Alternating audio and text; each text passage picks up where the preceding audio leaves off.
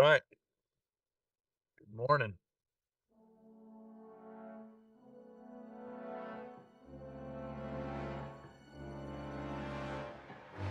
Yeah, Saturday.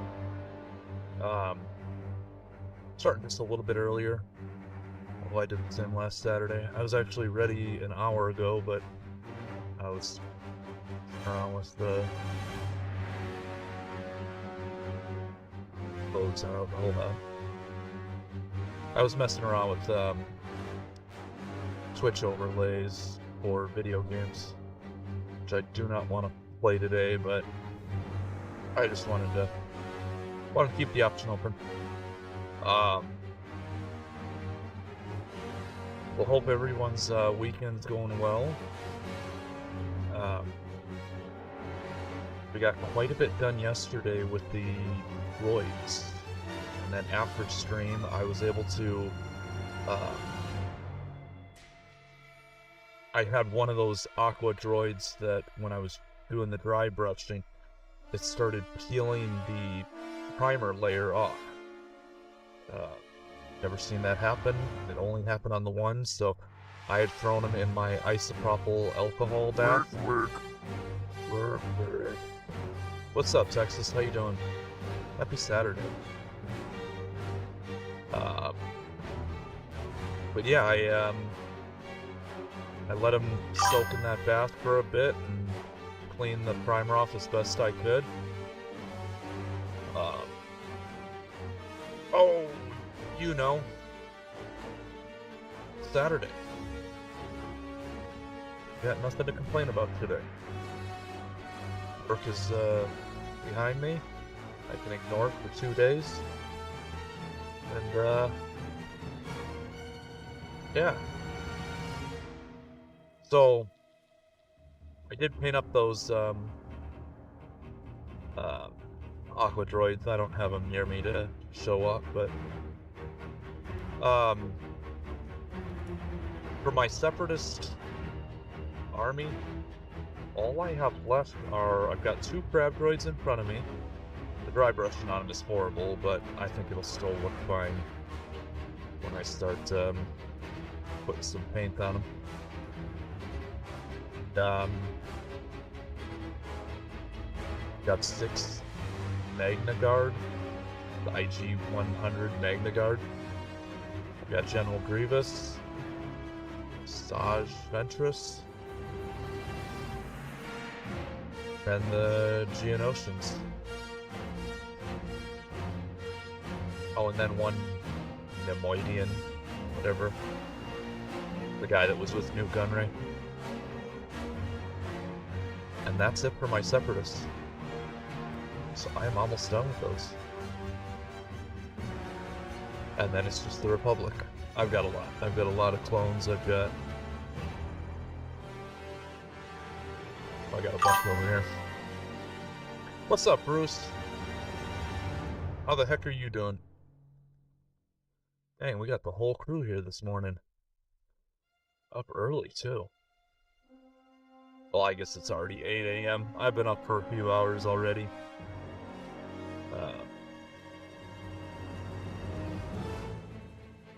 Yeah. The only thing I'm forgetting is I didn't fill my water cup up. So I'm gonna go ahead, bring us in. So I'm gonna knock these 2 out. These crab droids. That space on his back, the dry brushing actually looks really bad on this one. But I'm gonna just run with it, because why not? This one step will... Oh, we'll see how it looks. I gotta reprime it. Give me 1 second, I forgot to fill up my my water cup. 1 second.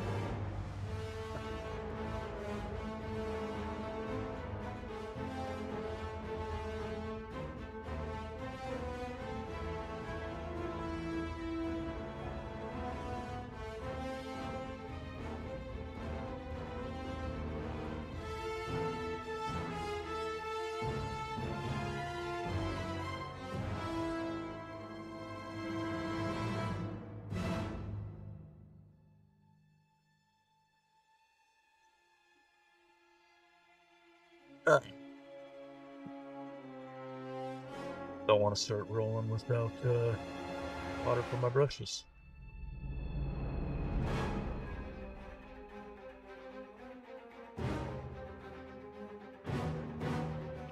So I'm gonna do this whole one-step thing with these guys, same as I did, same as I've been doing with most of my droids and clones. And then I've got 4 miniatures next to me. I don't know which one I'm gonna roll on.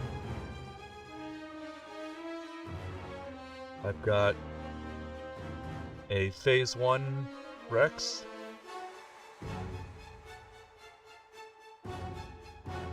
Phase 1 Cody.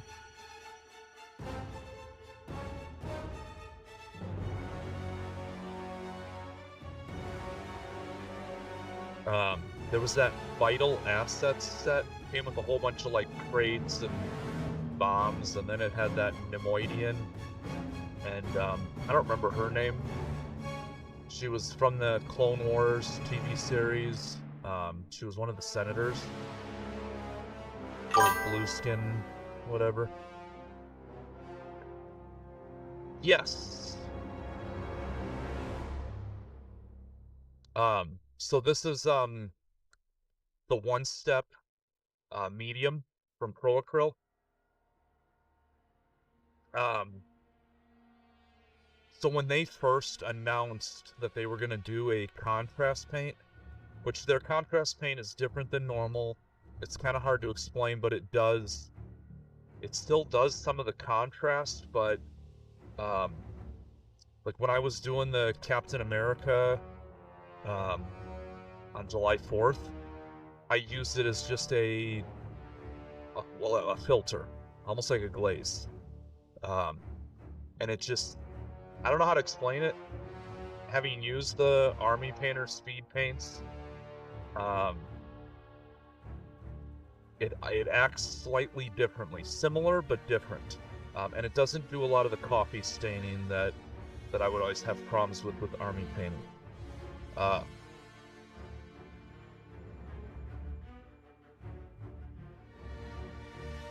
Yeah, I've also used other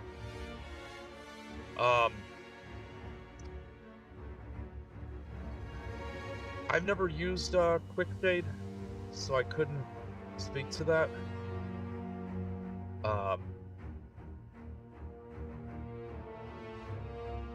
It's so the special sauce is what allows me to, you know, because they've got their one step.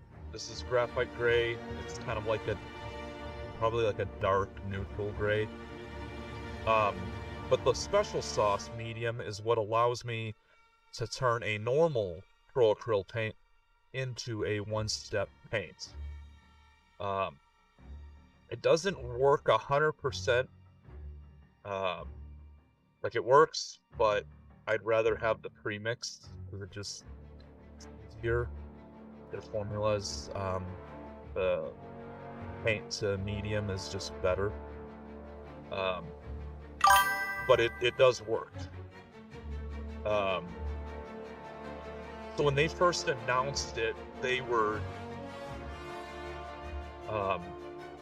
revealing the name One Step. And so I don't know who started it, but on their stream, they just started calling this new contrast paint special sauce. What's up, Git? Any of the new Proacryl stuff in Canada until the Monument Hobby North opens? That's, yeah, they've been talking about that for a while. Canada and, even, they've had issues with the EU. Now that, I think, is completely resolved now that France is open, but, yeah, you Canadians you're difficult. My day job, our home office, the headquarters is in Vancouver, and so a lot of our customers, I would say probably 10 to 20% of, well, maybe 10% of our customers are Canada. Um, yeah, definitely. I mean, I swear by anything Monument Hobbies. Um, I've used mainly Army Painter. Um, oh, bilingual labels. Wasn't there also something about the rattle can aerosols? There was something in there that they had banned, and then they didn't ban, and then they banned again.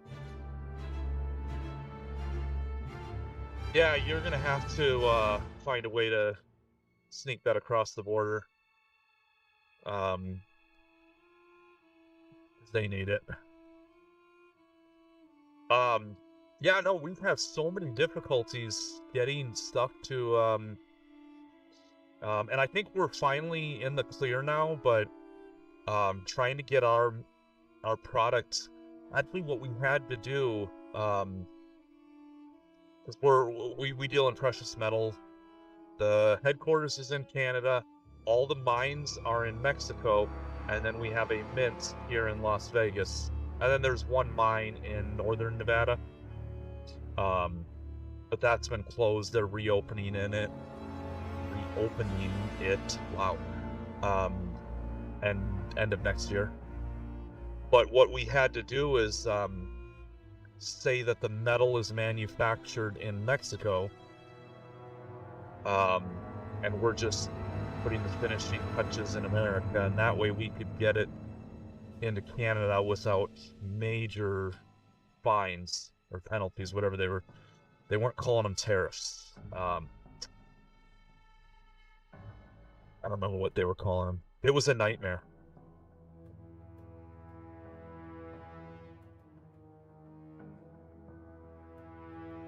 But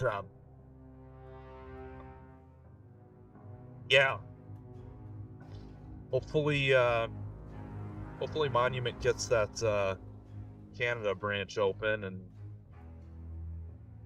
um, hopefully your guys' government does something about them. Because whatever they banned, um, with the rattle cans, they had already overthrown, from what um, from what Jason at Monument was saying. Orphanage. uh, I mean,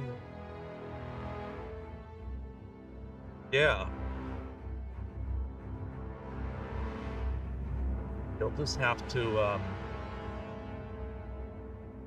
whenever aren't you making a little, American trip to go see, Mike Disney? Thought I remember you saying that. I know Ed is. I thought you were too. Your government is shut down until the fall? Is this one of those, European holidays? Or are you guys running the same thing as the American government, where we can't agree on anything, and so then the government gets shut down? And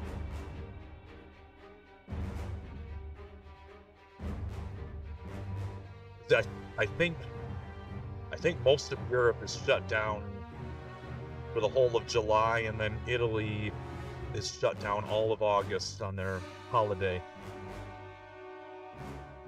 I gotta move to Europe, because I can tell you, they seem a lot less stressed out than us Americans.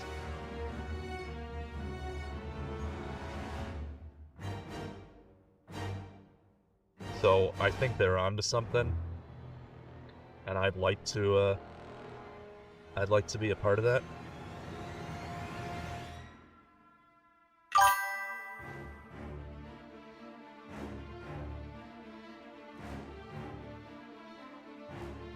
Okay, so you guys are gonna be in 3 weeks, so then you can smuggle some Pro Acryl. Heavy Tea. I've heard that name before. Is he a streamer?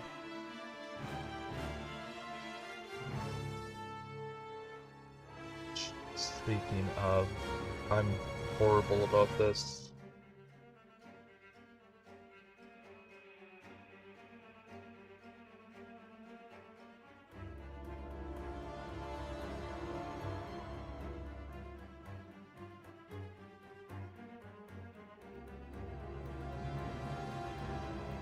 Cooldown. I'm horrible about doing the shoutouts. Sorry. I've got streamer bot, and it ain't doing anything. I know I can set it up to, I know Streamlabs will also do this, but streamer bot, even if I don't know the person's a streamer, if they come in, it'll automatically shout them out. It's like queries the server, queries, whatever. And if they're a streamer, it'll just automatically shout them out, which is, that's what I want.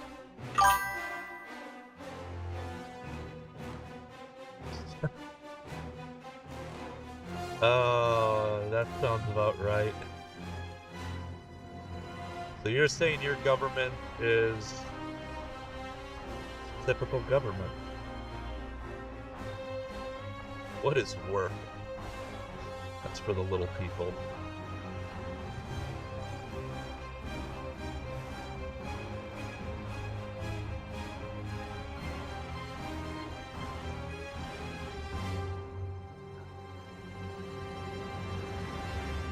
Yeah, that's,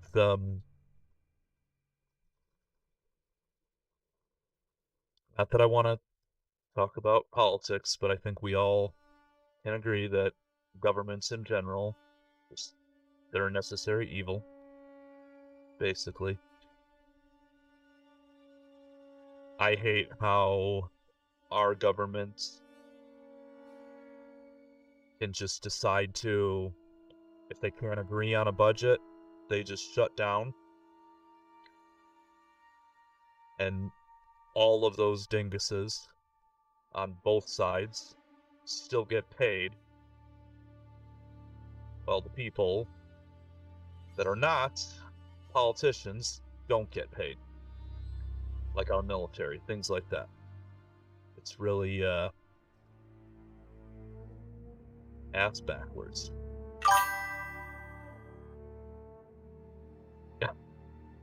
Yeah. That's a good way of putting it. Yeah, I think the cooldown is, let's see. Ah, there we go. Sorry, Bruce. I'm horrible about, the shoutouts. Maybe instead of messing with all these overlays, I should work on my bots, so that they do the work for me.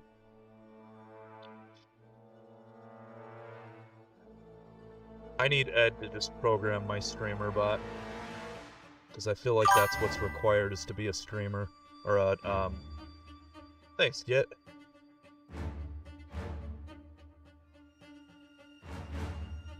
I just need the bots to do something.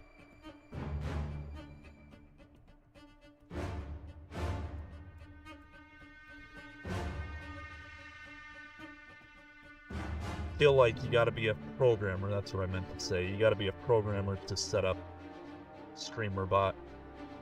And there's so much functionality, but it's, like, videos. Yeah, because I know I don't know if he still uses it, but he did. That's right, Quantum's a programmer as well.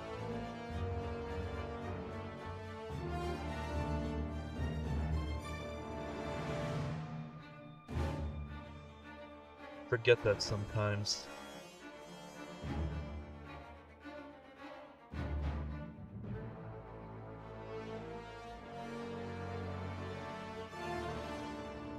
See, a lot of these areas I didn't really hit very well with the dry brush, and then some I hit too well. This might look like Poodoo.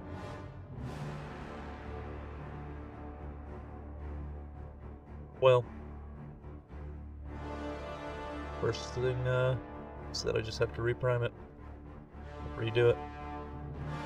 I can at least see if my little one-step medium works. Yeah, absolutely. Does he stream? Like I said, I recognize the name. I don't know if he's just been in Ed's stream, or where I recognize that name from.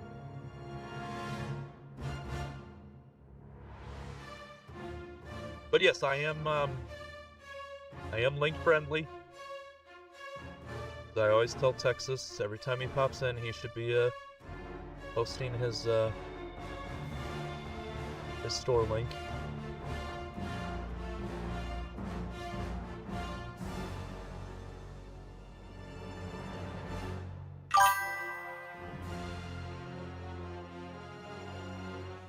Ah, okay. William Travis. Yeah, that's kind of what I was messing with this morning. The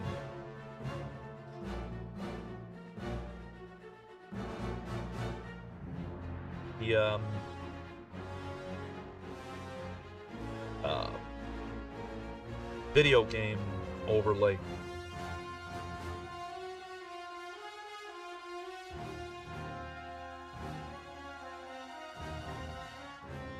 I've played World of Warcraft on stream very, very sporadically.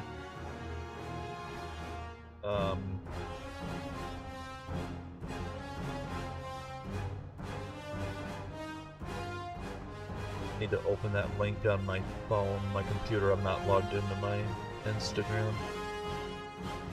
Okay.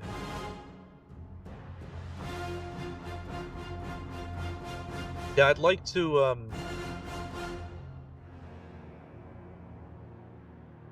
I don't know, play video games on stream every once in a while.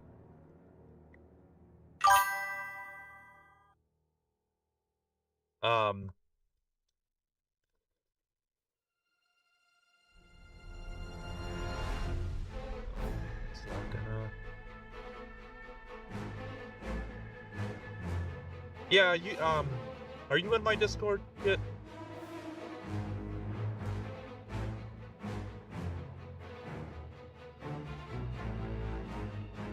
I think I need to... Instead of messing with video game overlays that I'm not gonna do today, I probably should have been messing with my Discord. There's still some stuff not working right on it. Stuff that I had to mess with yesterday while I was streaming that I didn't fix. I don't have any commands set up. My goodness.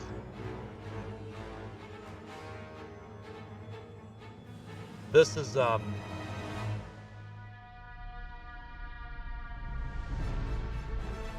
something I've said that I've been needing to do. Let me pop that link. So I've got Nightbot, I've got SiriBot, and I've got StreamerBot. StreamerBot, yeah, I'm in there. I'm in your guys' Discord, as well as Mike Disney's. There's a few others.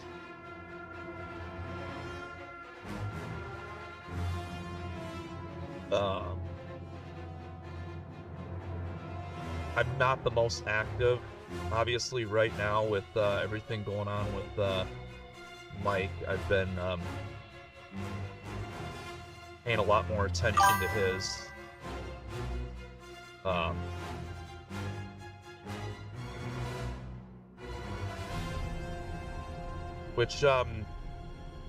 Yeah, do you, I know you guys are friends. Do you talk to him off the Discord?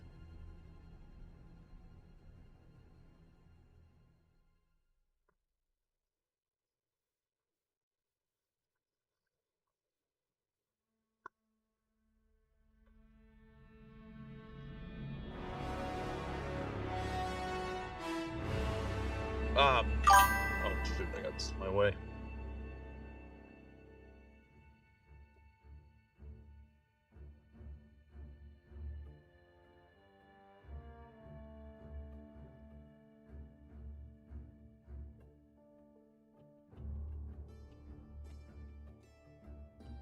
Okay.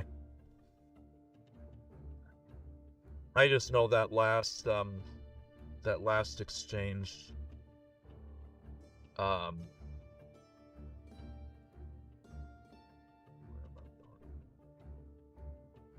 um, just a little worrisome.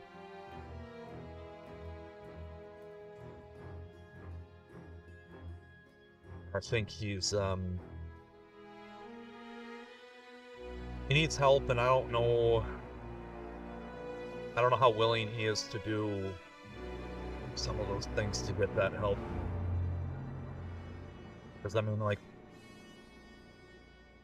I absolutely would, um, well, help him financially. Anything I can do. And I know that's not easy for any of us guys to do. Um,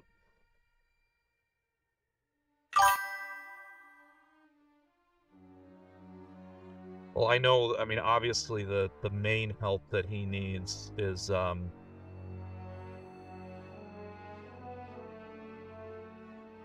you know, he needs probably the physical help to move stuff, which obviously I can't do from Vegas. But I know everyone jumped on that whole, like, hey, set up a GoFundMe, whatever, will help.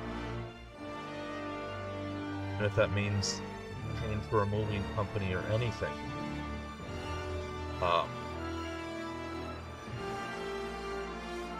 I don't know if he's willing to ask for that kind of help or accept that kind of help.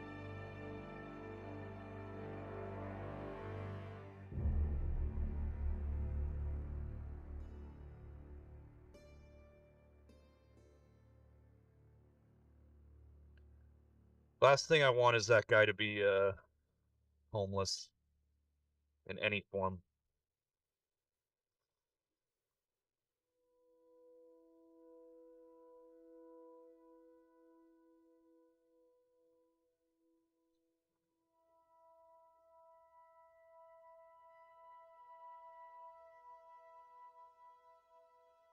We'll see.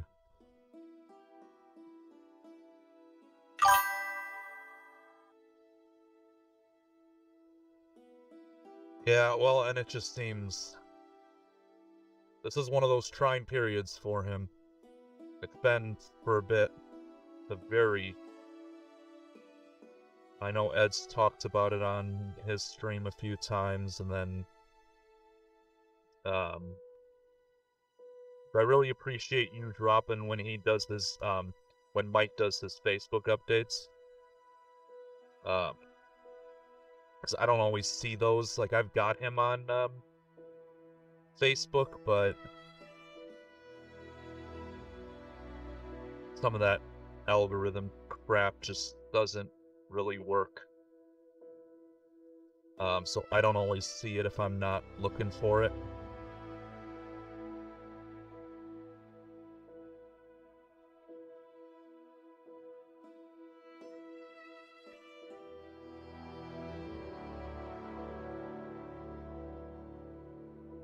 But I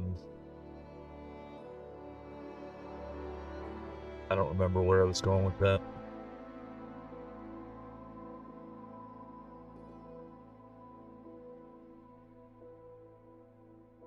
Basically, it's a very rough situation for him. It's definitely one of those trials in life.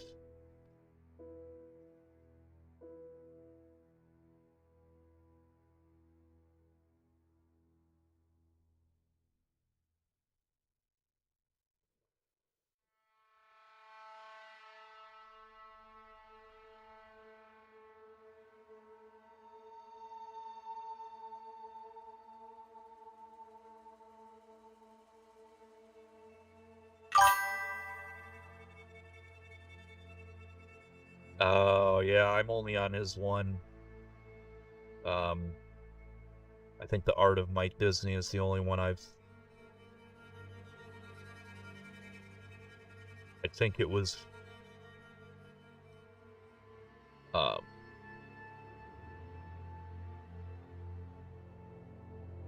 when his first video went out, letting everyone know that he, had reached out for help and when got help. I think that's when I found his Facebook page.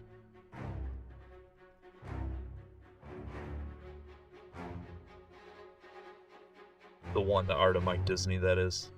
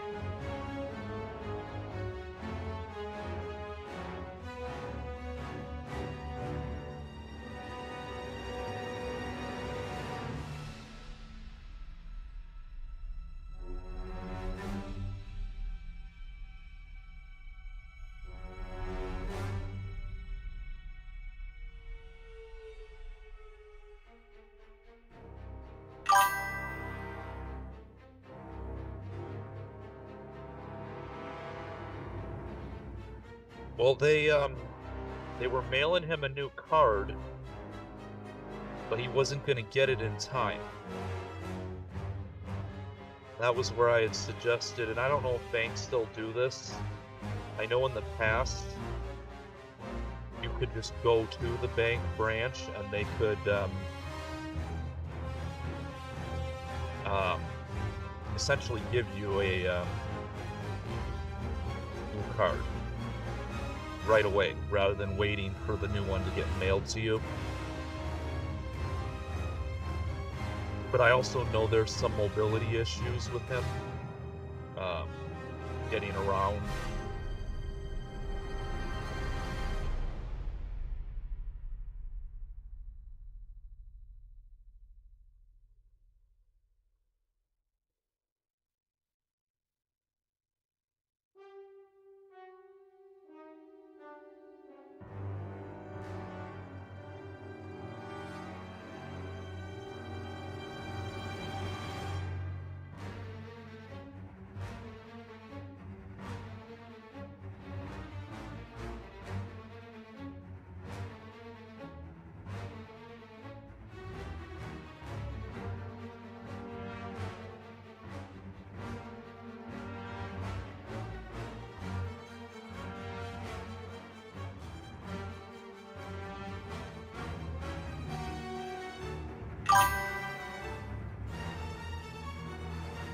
There you go.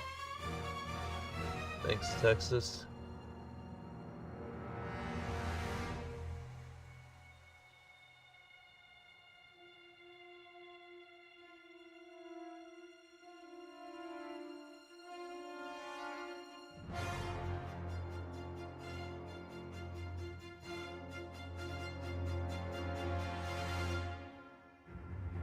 Yeah, I got those, I got your new ones in my cart already. I just gotta finish the checkout. I think I was waiting because I was looking at some of the other stuff you had. Hadn't decided yet.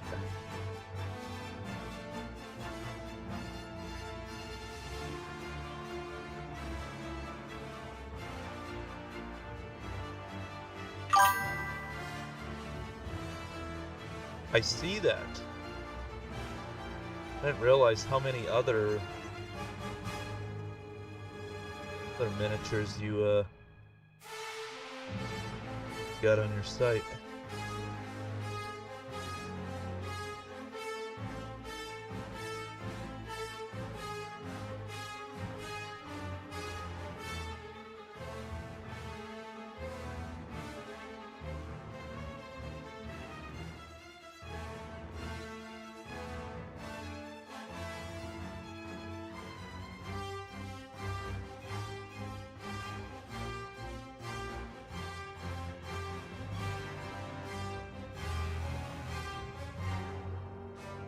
I think now everybody in Ed's stream has his address, since he shipped all those stickers.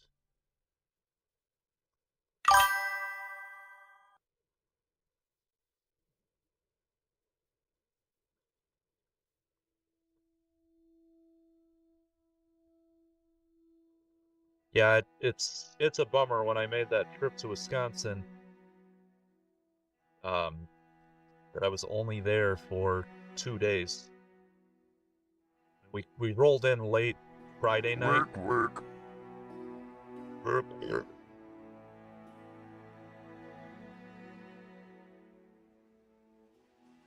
Well, that's not horrible. It's not that good, but I'm probably gonna end up leaving it.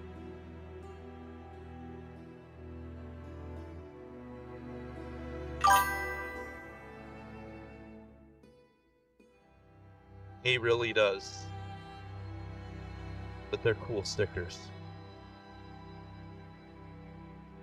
But yeah, I really would have liked to have met with him in person, since we were probably 10 minutes away from him, where our hotel room was. We were in West Bend, and he's what is it, Stockville? Which is a hop and a skip away from where we were. Stone's throw.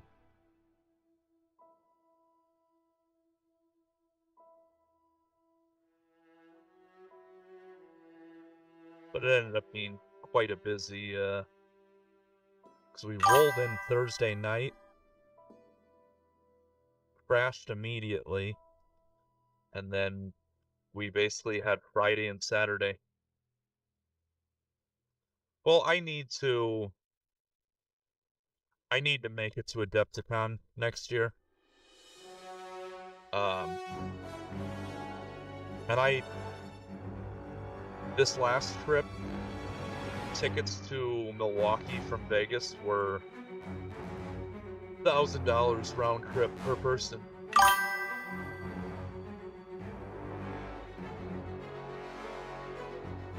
Yeah, I need to, yeah, Texas reminds me I need to be at ReaperCon. Which probably not this year. Well, definitely not this year. That's already in like a month and a couple weeks. Which is crazy. My girlfriend, well, she's not from Texas, but she lived quite a while in Texas, Dallas area.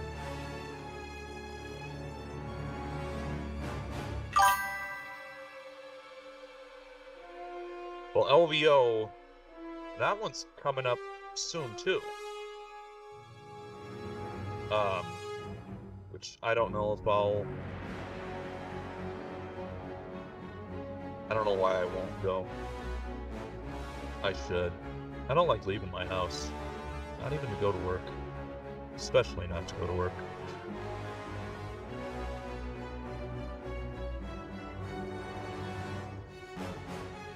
But when I looked, it was cheaper for me to drive to Wisconsin than it was to fly.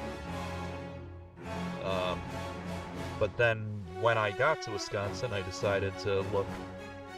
I don't know why I didn't think of it, but to fly into Chicago, it's like a third of the cost. Chicago is about, it's probably like an hour and a half, 2-hour drive to where we ended up staying in West Bend, which is just north of Milwaukee. So we could have flown into Chicago and gotten a rental there, and that would have been cheaper and less of a crazy that was 27, 28-hour drive that we made in 2 days there, 2 days back. But that turned it, that made that trip 4 days of driving and only 2 days of actually hanging out with family. I didn't even have time to go visit my one high school friend that I still have. It's just shameful.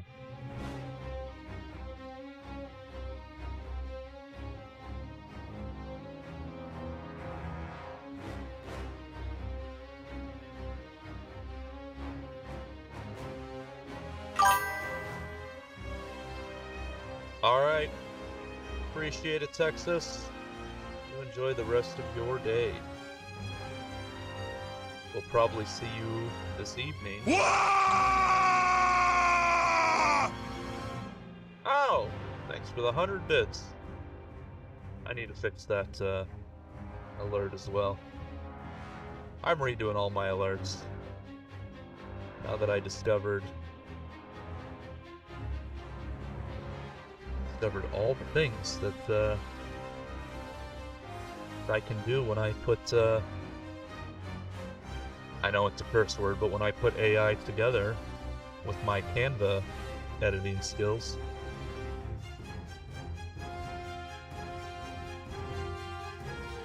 It does magic.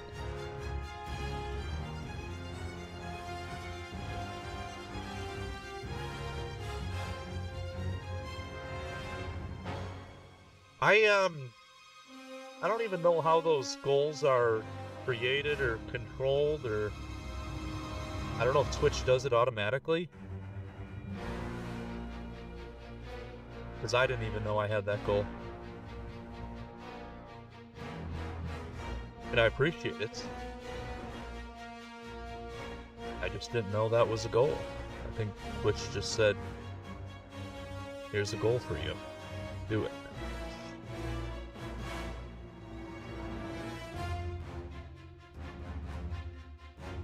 I think the same with the follower goals. I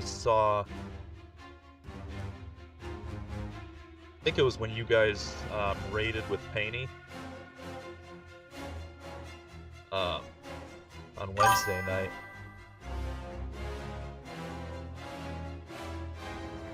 Is that a purple orc? I have never seen a purple orc.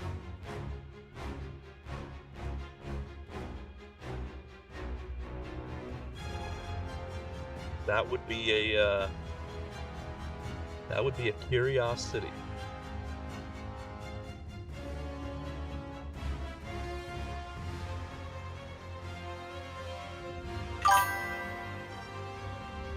Because they're so sneaky, you will never see them. Oh, which, by the way, I did make the right decision in raiding out Wednesday night. Because after we raided, I talked to Antifreeze for a little bit, but it was probably 10 minutes after that I just completely crashed. I was sitting there, I was like, well, I can keep streaming for a little bit, I've got energy. But also looking back, cognitively, I was already gone.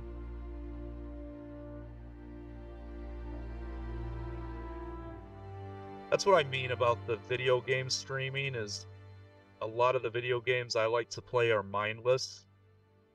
And it is so difficult after work to really focus my thoughts. At least during the summer. Because I'm still out in the factory and so dang hot in there. So hot that I complain about it every stream for the last few weeks.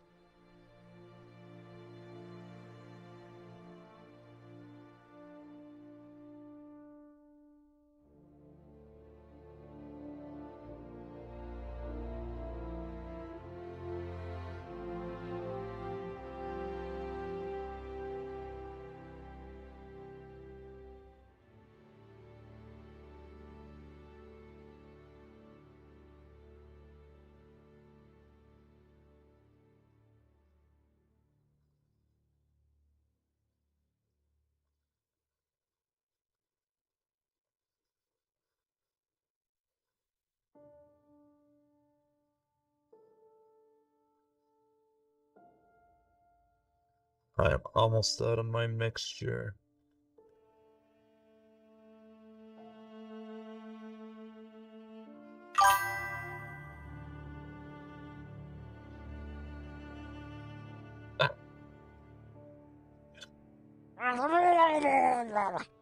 Especially the Murgle that wakes you up. Speaking of, when are we getting Murloc as a playable race? Come on, Blizzard. Give the people what they really want.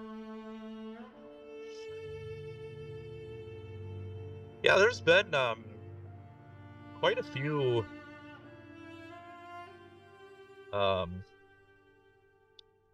streamers that I'm following that have been doing like them long 48-hour, 24-hour streams. That's well, one of them I don't know. I'm only connected because he's more of like a sculptor, VTube streamer, video game, whatever, that one of my friends is following. Yeah, I think the most I've ever done was like a 10-hour.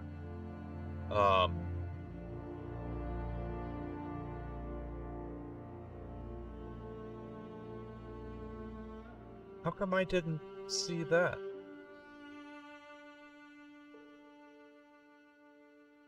See, sorry, I just got totally distracted because I looked up. I got my OBS open. I didn't even see the message that you put when you cheered. Did you know that Magnus XLR had a theme song called Chicks Love Giant Robots? I mean, they should. I'm looking at the chat on my phone here, so that I don't necessarily have to look up, but yeah, I missed that great message. Sorry, I get very easily distracted. Yeah, the longest I've done was it was a 10-hour stream on a Saturday one time. I was painting some orc miniatures, and I started working on Orgrim Doomhammer.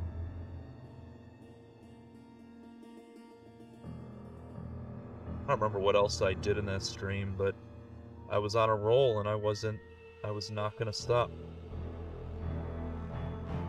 Oh, and I think my girlfriend wasn't. I think she was out, maybe. It was one of those, I've got nothing else to do. Let's just keep rolling.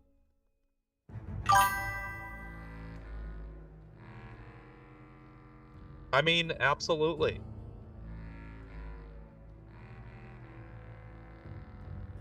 It makes sense.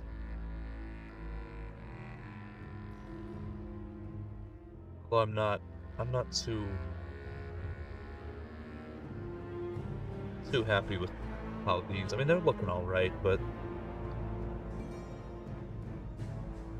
I think my underpainting was kind of trash. My dry brushing, essentially. And it is kind of showing up on the way these are looking.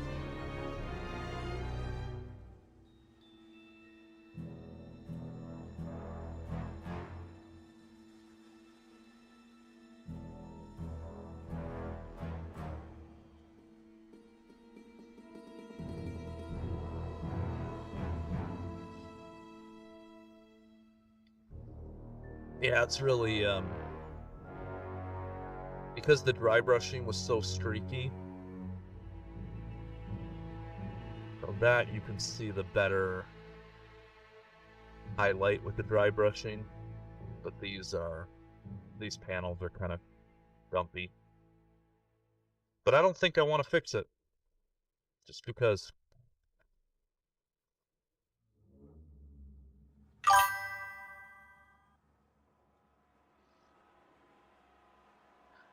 Yeah, well, I'm using orange brown, but it might have been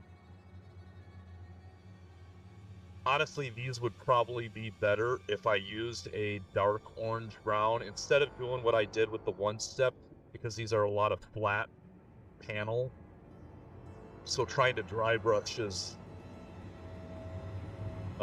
it was too streaky, obviously. So these, I may want to just redo them. Leave all the gray, because that turned out all right with that graphite gray. Yeah, well, that's kind of what I'm thinking.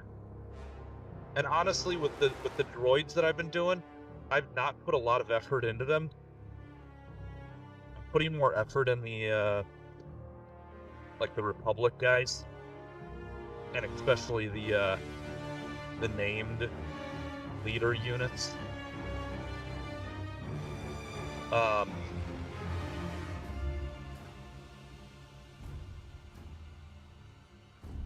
because all of like yesterday, I was doing those super battle droids.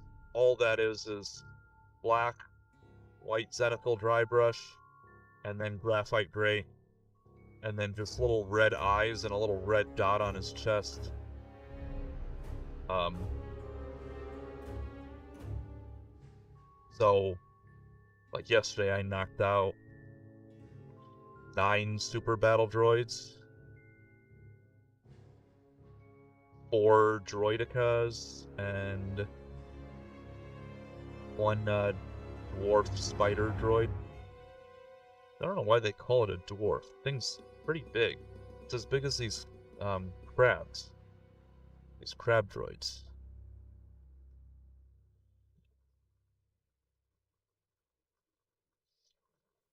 But yeah, all of those I knocked out in my, what was I on for, maybe 4 hours?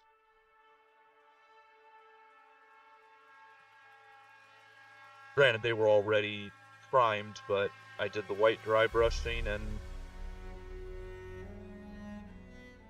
it took longer to add this basing than anything else on those. I call it, I was using cheat codes. So that's been mostly, all of my droids have been like that. Not a lot of effort. But this probably would have looked better, and we'll see if I end up doing it or not. Now that I'm basing it, I might just get lazy and put this on a shelf somewhere. I probably should have used the dark orange brown, or maybe just done orange brown, not using the special sauce.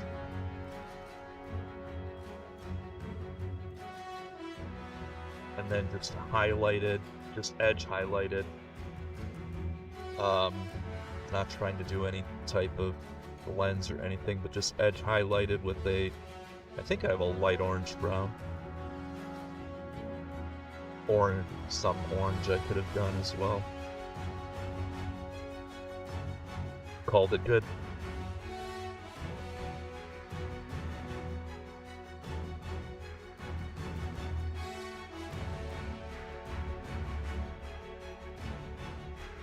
Shoulda, coulda, woulda.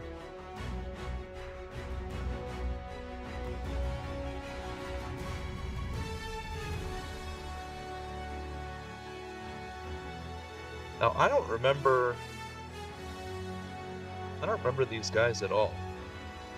I don't know if they were in the cartoon Clone Wars TV series.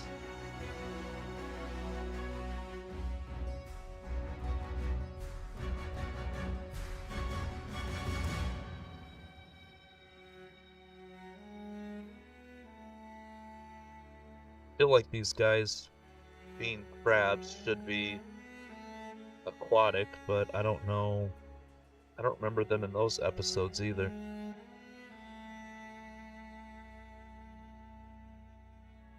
I think I'd remember stuff like that since I've watched that quite a few times now.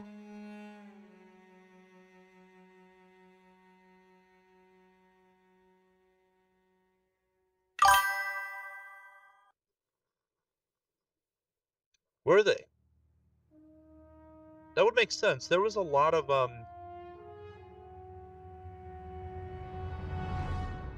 stuff in some of those battles that I just don't remember until I see a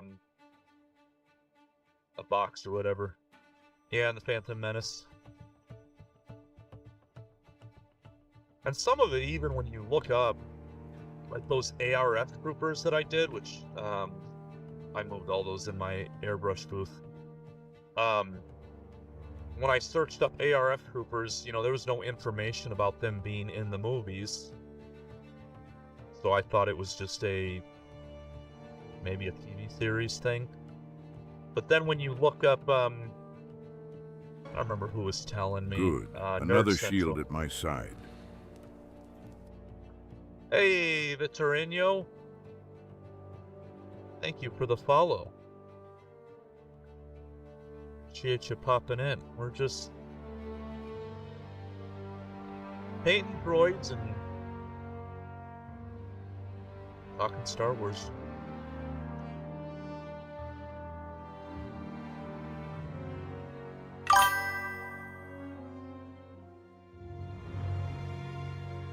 Yeah. Well, those ARF troopers, I lose my train of thought very quickly. They were in the Battle of Kashyyyk. But they're called, in all the Star Wars sources, they're called,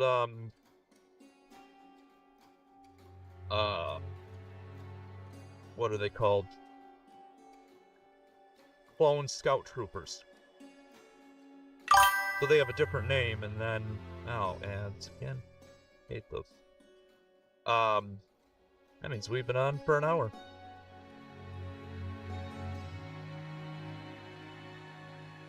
Yeah, so like when you go on various like wiki sites or whatever, Wikipedia, they call them Clone Scout Troopers.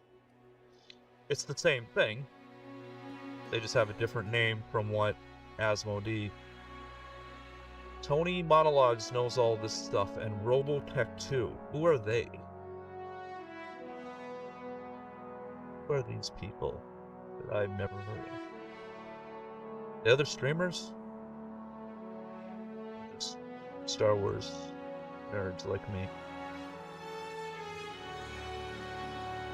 I think it was Nerd Central that was telling me that the ARF troopers were in the Battle of Kashyyyk.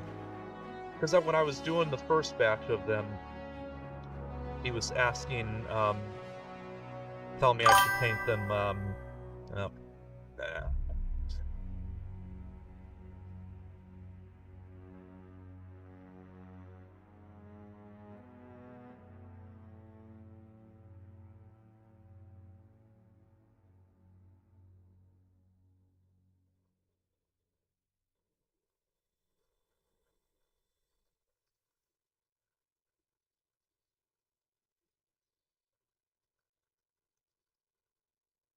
okay. Ad break over.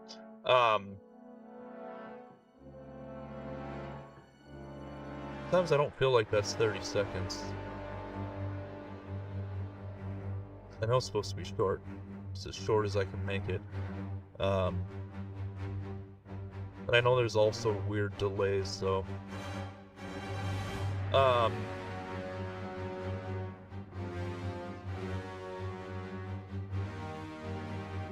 But yeah, when I was doing the last batch of ARF troopers and I was just painting them white, all I had was box art to go off of.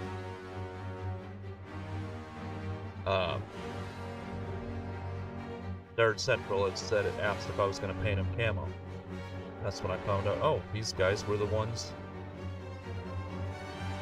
The Battle of Kashyyyk. With Master Yoda.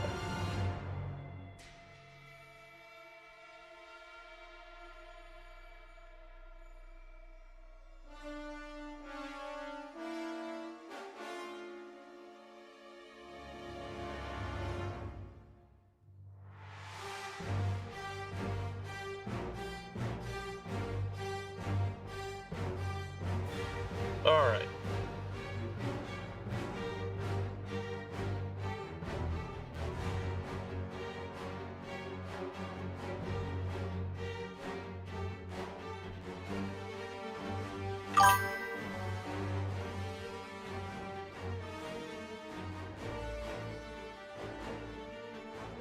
Oh, Hangar Bay Hobbies. Okay. Yeah, I know him. I follow him.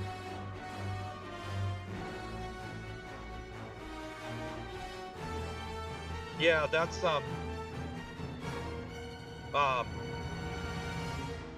because he was streaming during Adepticon, and that Ed, right before Adepticon, Ed told everyone to follow him, because he had just changed his name to Hangar Bay Hobbies. Yeah, a lot of his streams that I've watched are video game streams. But yeah, I've got him on my, I've got him on my follow list. Good old Hangar Bay Hobbies.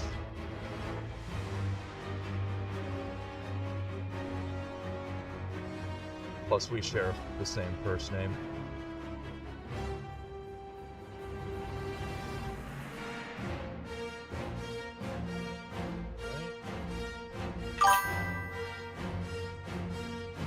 Mech Warrior Mondays. Now, is that a, his is one of many streams. I don't even know what, I think my stream streak broke with him a while ago, but, I just lurk. I don't even know if I've ever talked in a stream, I just lurk there. I'm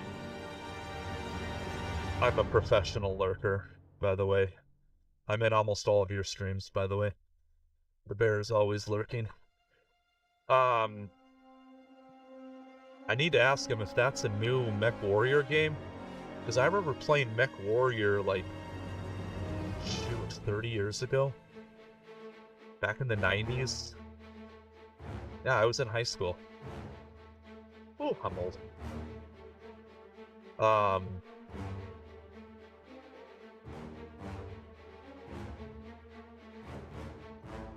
Still have some of this. What?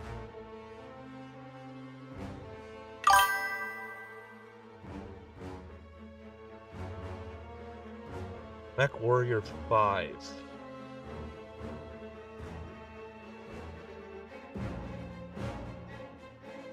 This looks still a little... Yeah, it's a little wet.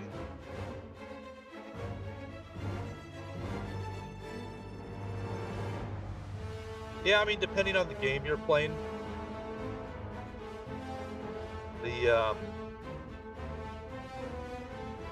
Like when I'm streaming World of Warcraft, it's mindless. So it's real easy to chat. And it's easier for me to keep talking. I struggle on these where I go radio silent because I just get distracted. Whereas video game, when I'm doing like Warcraft streams, which it's been, I streamed a few times World of Warcraft beginning of this year.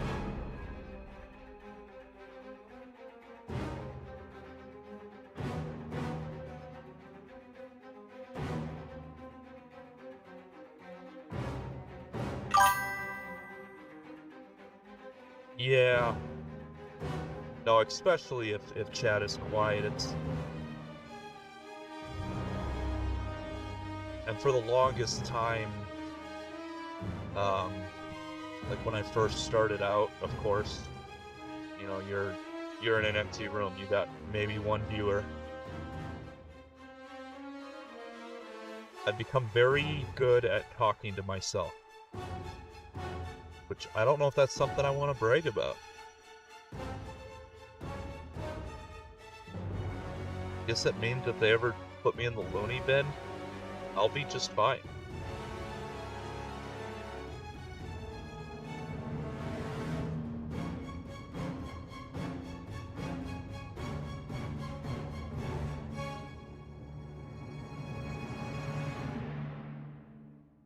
I mean, Ed is really good at keeping the talking going.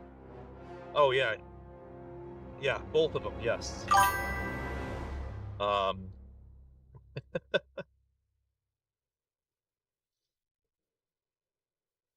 Yeah, I don't. like I said, I don't know if the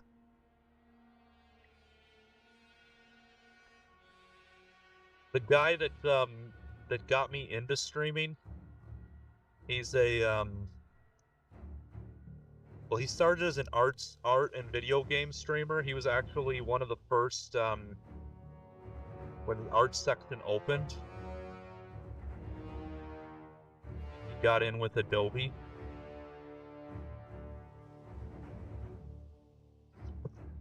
And when I first started this whole miniature painting, his big thing was, it's great, you're learning, but who sees it? And my old thing is, well, I don't need anybody to see it. But he was the one that pushed me to start streaming, pushed me to start getting the social medias up.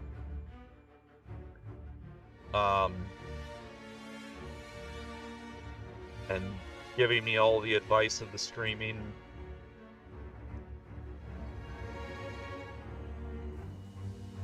I can probably just throw that one away.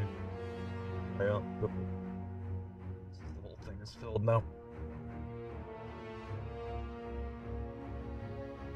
But yeah, that was his biggest thing, is you gotta just keep talking, pretend like someone's there. Yeah, Ed Quantum had that down.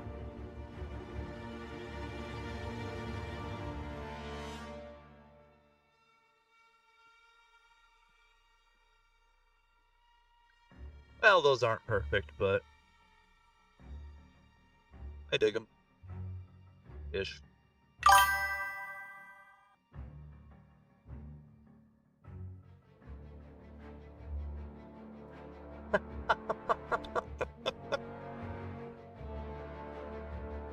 Yeah, move away from the crazy guy. Oh, thank you. Yeah, I'll probably just leave the armor like this. I don't know. 'Cause I get what you're saying, like, it kind of looks like they've been in the field, but I also see just some of the streakiness on the plates that shouldn't be there. So, I might do another layer on them. I don't know. They might end up sitting here for a while, kind of like I've got these, the ones I was working on Wednesday, that I still haven't decided if I want to redo this camo armor. I feel like it's just, I don't know. Some of those sticks look better than the others, and some just don't. So I'm having a real hard time with those. I just don't know. Just don't know.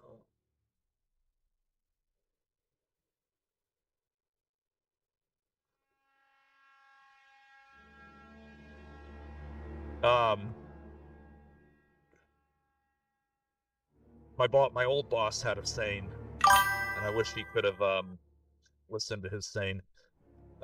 Perfection is the enemy of progress. The greatest mini that Mike Moans has ever been bullied into painting. Was that that big Furby worm that you kept reposting, and as long as people kept liking it, he had to keep making it bigger? And Hathaway Golden Space Marine? No, I have not seen that. Hathaway Golden Space Marine. That, yeah, I remember because you kept posting it, and I kept going and liking it. Okay, so I'm gonna need to click on the link here on the computer. For whatever reason, when I'm clicking on the phone one, it doesn't actually open. Oh my goodness.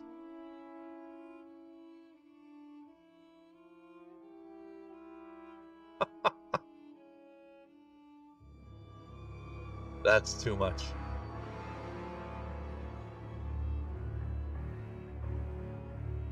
Yeah, that is too much.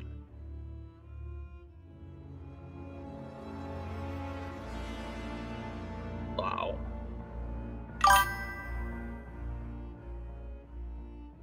It's in your mini case. Oh, I mean, that is, that's something that should be on display somewhere.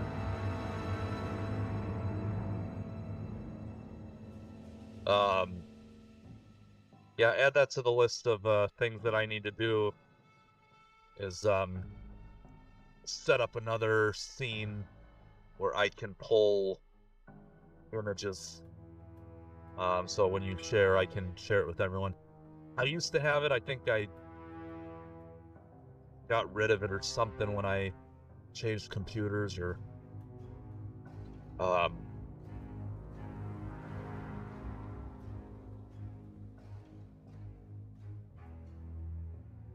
at least to be able to pull up Discord. Yeah, screen share.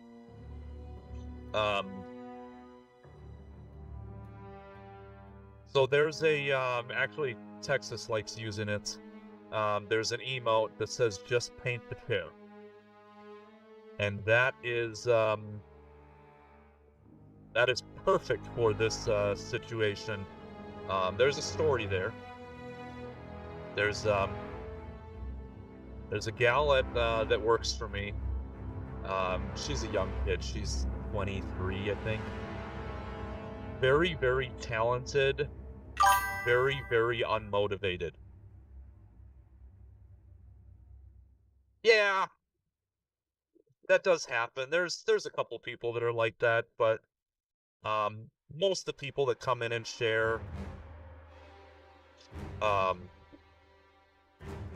they're kind of regulars to the stream.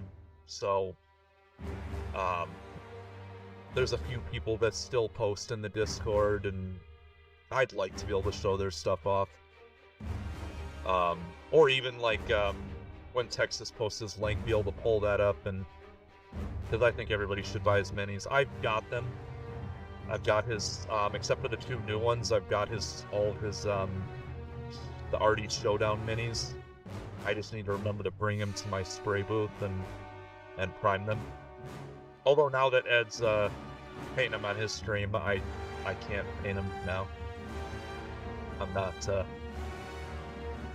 that inferiority complex after watching Ed paint some of those Diamondbacks. But yeah, so this she's very talented, but very unmotivated. And she's got a chair that she's painting for her stepmom. Now I know. I more say it as a joke. Just because I'm not going to be able to hold a candle to Ed's painting. But no, I do need to paint it on stream. All of them.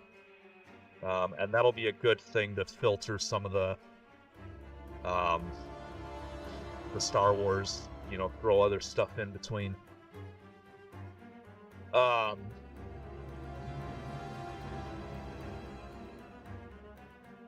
Yeah, so she's got this chair that she's painting for her stepmom. And she just has no motivation to finish it. And so far it looks very good, but it's one of those that's never going to get finished.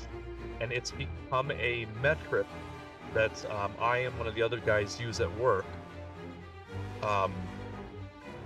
Like when I did my ATTE Walker, Republic Walker, I printed it, I assembled it, I primed it and painted it before she finished painting the chair. And the other guy at work, the one that got me into streaming, he said he finished an entire art book before she finished painting the chair. So it's become a way of saying, just paint the chair. As a way of just saying, just get it done. So I have an emote, and it very, very much applies to me as well, because I've been saying for a couple months that I need that. I need that scene for like a screen share. I need to update all my alerts. I need to get StreamerBot set up. so that I can have automatic shoutouts. All these things that I say I need to do that I still haven't done. Leslie, just paint the chair. One day I will. So that's where that emote comes from. If Texas loves using it, especially when I'm like, I need to do this, he'll throw that out there. Just paint the chair. Just paint the damn chair.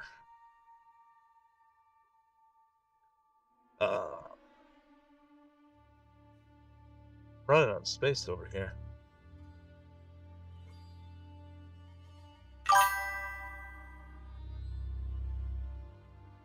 Scene. I'm the one that everyone associates with the local hobby scene. I run paint and takes. I get people into each other. I mean, that is, well, thank you. I appreciate that.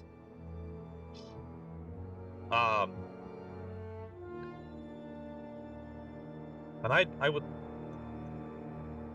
part of me would love to do some of the similar. I see a lot of your comments, like in Ed's stream, and even in your own stream, about like the paint and take and trying to get people into the hobby.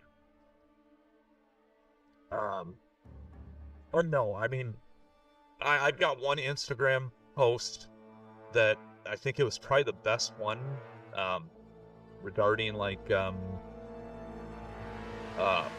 engagement or whatever. And it was just showing, it was a blood elf that I did, forever ago. 6 years ago? Because I painted a miniature, a couple miniatures, with my daughter, and then I stopped painting, because I just had these little testers, paint bottles or whatever, and so I painted this blood elf, and then I started getting back in about 2 years ago, not back in, but like actually in. I had been 3D printing miniatures, putting them in boxes, and thinking one day I'll paint, but I never wanted to paint. And then it was about 2 years ago, a little over 2, that I decided to start getting into it. Painted another blood elf. And then a year ago, I painted one. And so I have an Instagram post that shows those 3, as just, and actually I should paint another one and add to it to show, the growth. And yeah, that's the thing, is,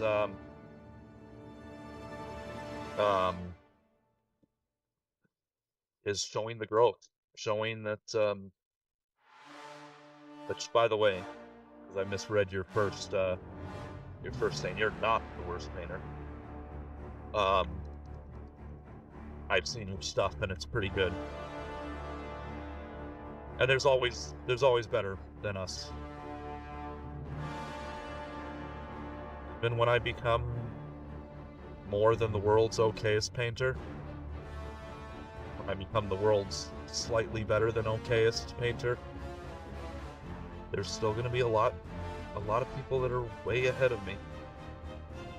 That's alright. As long as we're growing. One day, I will finish painting the chair and I'll be able to sit in a stream and say, yeah, I've done everything that I wanted to do.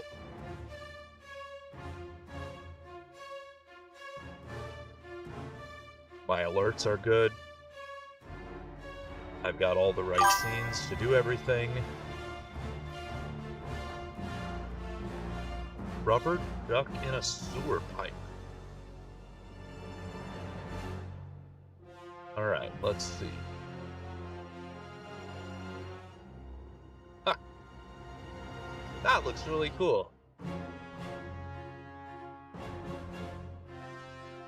Wow.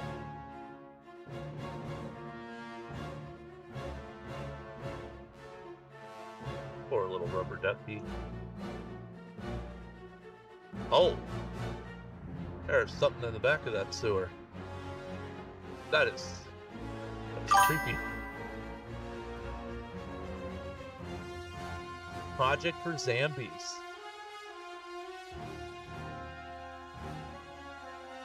You know, I've never actually, never really watched her stream. I get the notification every time on Mike Disney's stream, but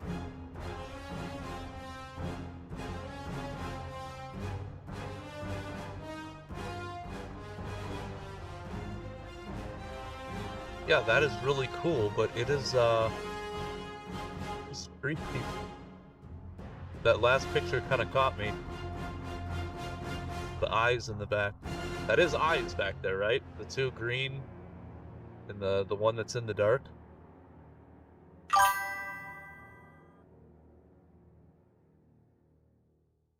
I heard she's a really cool cool person. Okay, I thought so. Yeah, that one just a little creepy. Ah, okay. Duck gets you in.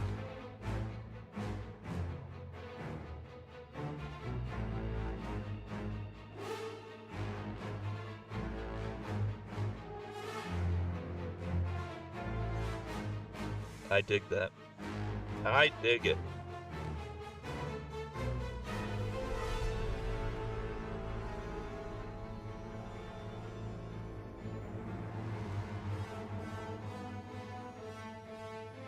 Speaking of, I need to post Instagram today. I've got one.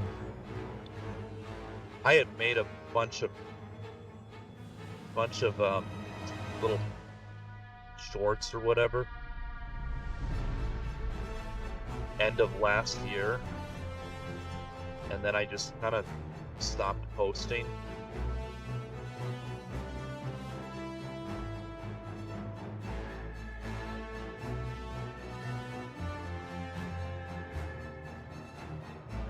So I'm trying to get those out since I put all the effort into them, even though the painting is... my skills have grown since then. But just trying to get them out, and then I need to start making new clips.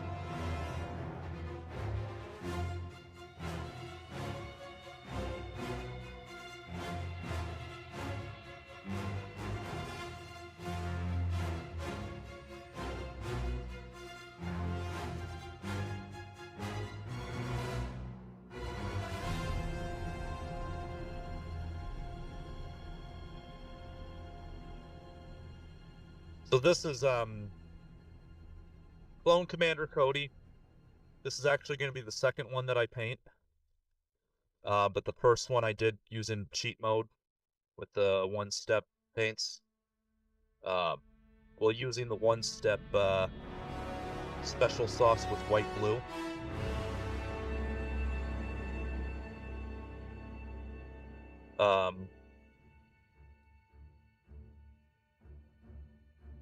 But I had it was a set. Clone Commander Cody and two of his guys.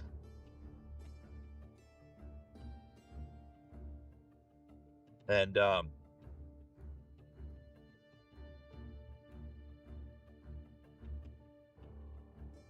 I messed up when I was assembling them.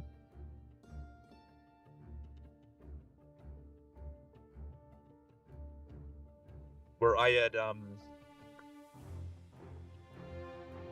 I assembled the two clones with him with the Phase 1 helmets, and I assembled him with a Phase 2 helmet. And so what I decided to do was buy another set. So why not? And so this one, I assembled his two clones with the Phase 2 helmet and assembled him with the Phase 1.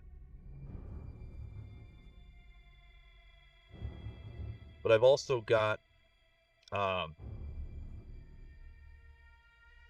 more Phase 2. I had some Phase 1s that I painted for the, what it says, the 212th, I think.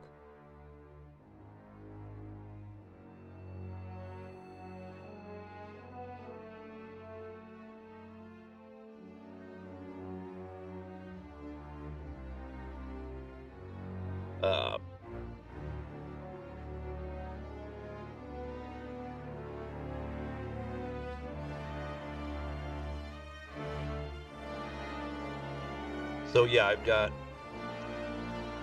This is what I was talking about, as I'm trying to not get this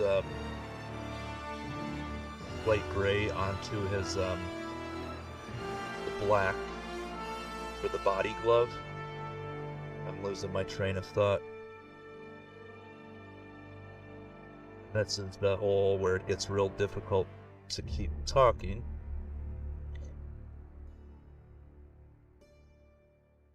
As I get distracted mid-sentence.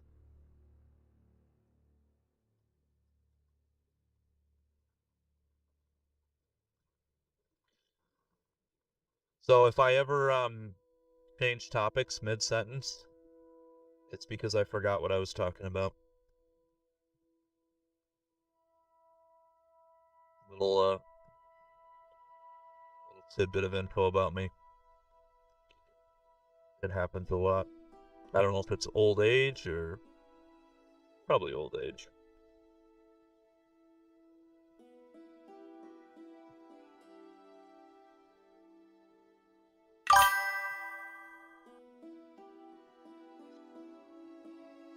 Exactly. You can have them fighting each other. The past versus the future. Most of the clones I got, I built as phase 2.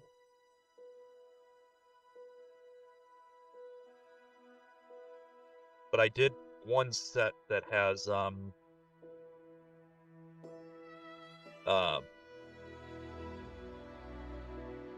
phase 1. Because I've got to have probably 40 or so clones between the Republic starter set, the I think there's a random add-on,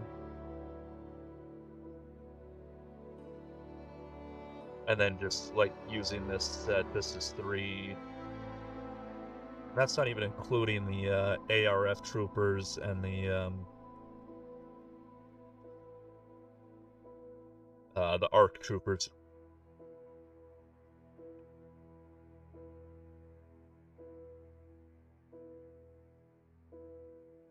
I now have 21 ARF troopers.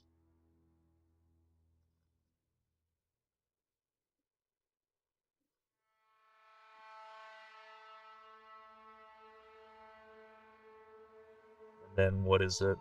How many? I think it's only 9 ARC troopers, because it was just what came with the starter.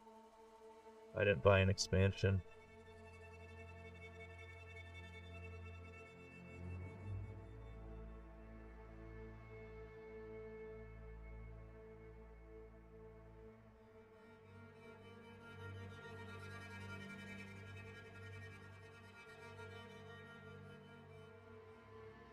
But I've got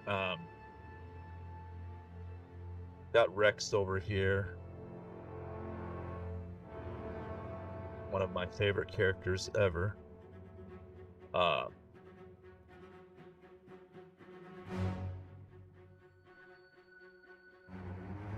I made him a phase 1 because I already did a phase 2 version of him that came with the, what is it, the Heroes of the Clone Wars box.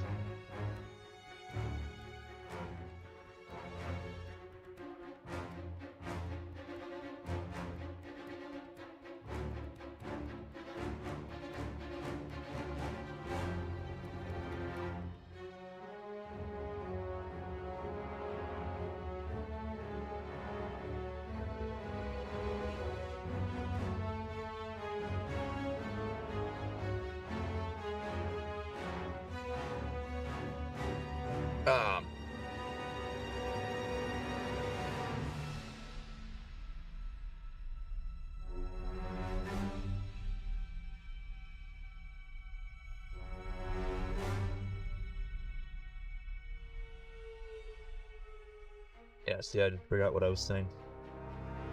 Oh yeah, I got a whole bunch of clones. I got a lot of clones.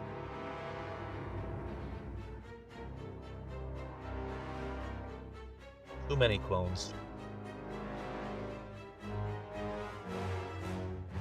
Most of them are phase 2.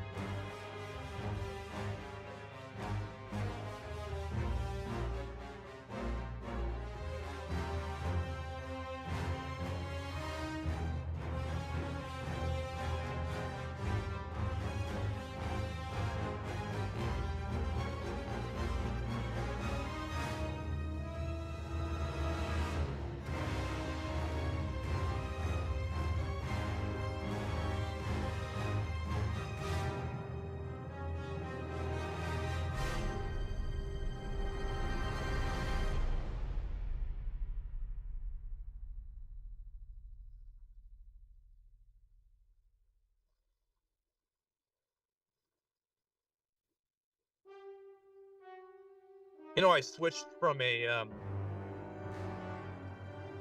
wet palette to a dry glass palette this week. I think I'm going back to the wet palette.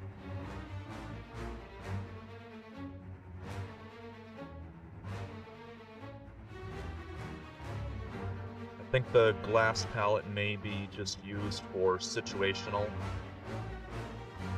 things.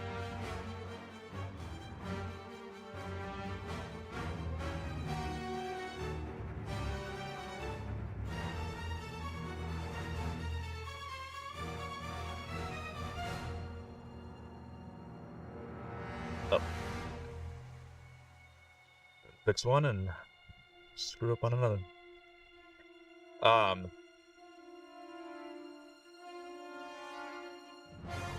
I watching Jason on Monument Hobbies. I like the fidget poppers. I don't have one, but those are Army Killer just came out with one a little bit ago.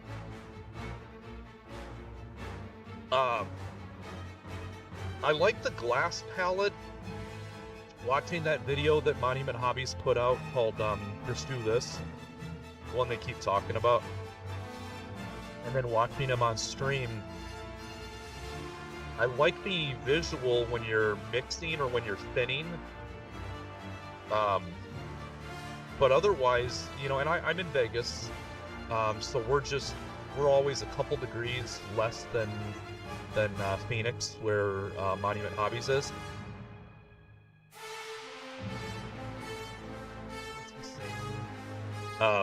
Very dry environment.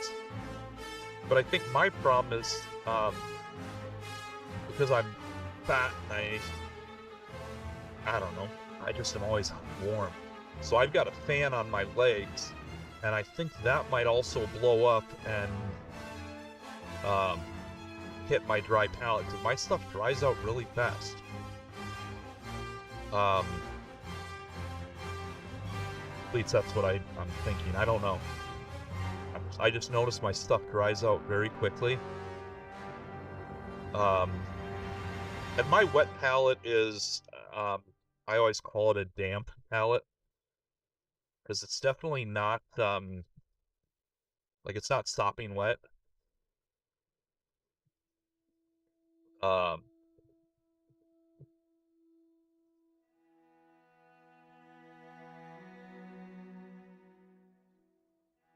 So I'm not running into the issue that Jason warns everyone about, you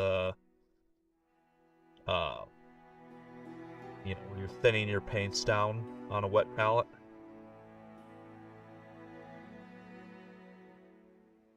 I noticed, well, I've been using this all week since it got delivered. I think it got delivered on Tuesday, maybe.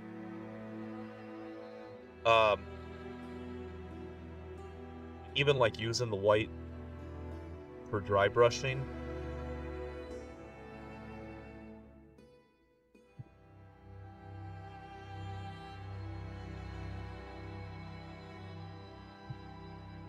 It's just everything just dries out so much quicker, so.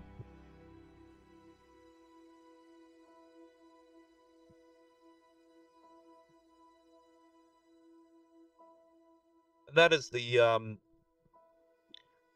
honestly, that's one of my favorite things about Monument Hobbies and Jason is, you know, if you ask him, he'll tell you to use, like, he'll recommend this for a reason, but he also will say, use the tools that you like. Use what works for you. There's a lot of, even on Twitch in general, there's a lot of, or the Twitch mini painting community, there's a lot of people that like to gatekeep. You need to use this tool, you need to...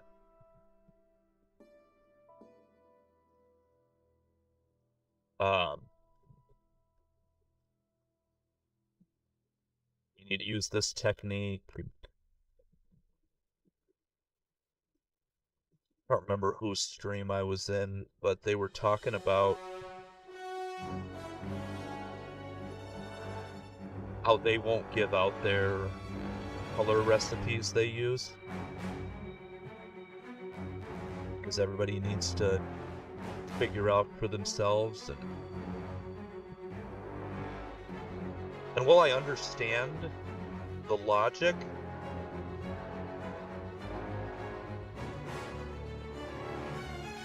I don't know, I just feel like it's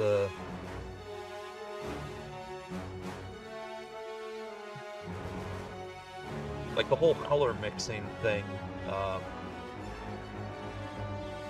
although I haven't said what my recipe is for this, but this is the same one. If I'm using a traditional paint style on clones or white armor, I'm starting with a slight gray, building up to a cool gray, then to a bright neutral gray, and then the top tip highlights white blue, and that gives a really good white armor. But I really don't see any reason to not. Yeah, which I've never understood. And I mean, to a degree, I understand the, you know, you gotta learn on your own. You know, that is one thing that there's times that I'll use AI, plug an image in and say, what color should I use to get here? And it'll spit out a shadow, mid, highlight.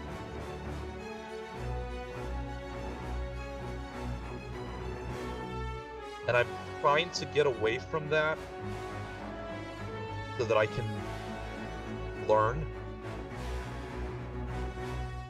But it's not easy for me. No, I'm an artist by imitation.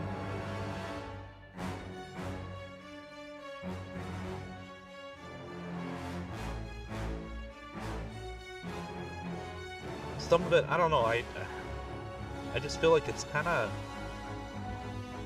snooty.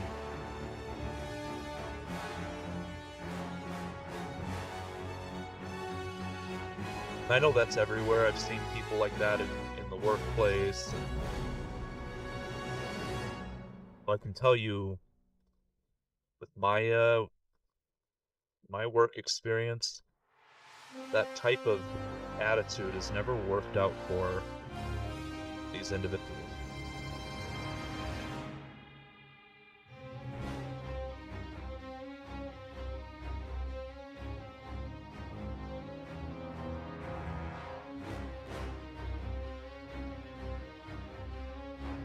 People that like to hide information, or it just never works out the way they're hoping.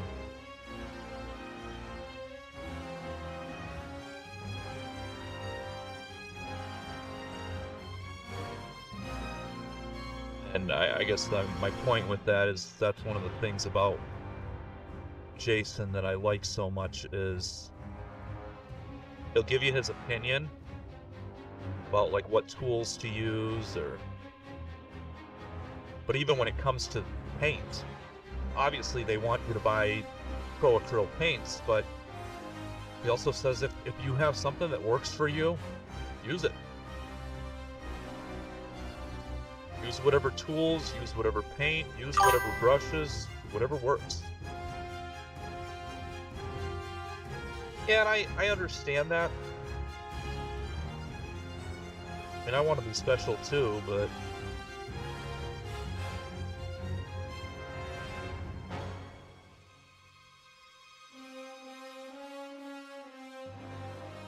I guess I just look at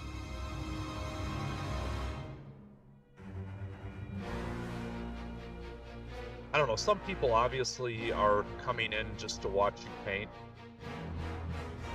Um,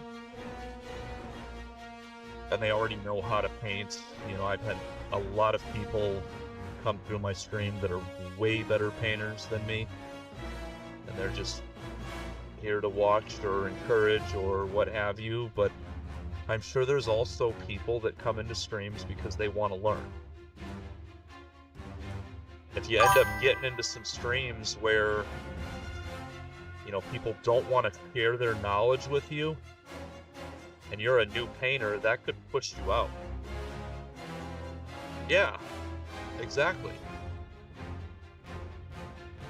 Well, and I think it's better for us as a whole, the more people that get into miniature painting or painting in general, model painting, miniature painting, statue painting, whatever it is, the better it is for everyone.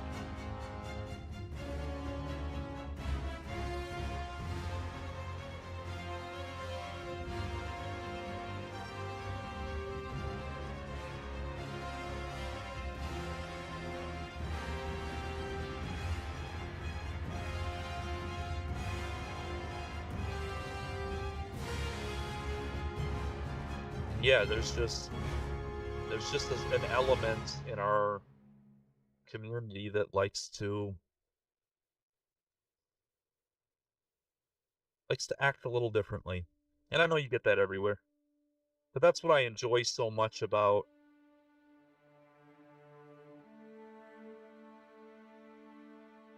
well, like this community that is you know, that frequents like your stream, Quantum stream, um, Ed stream, you know. I love when Ed raids someone at the end of his stream on like a Saturday night or whatever, and it's a new streamer, instantly 10 new follows.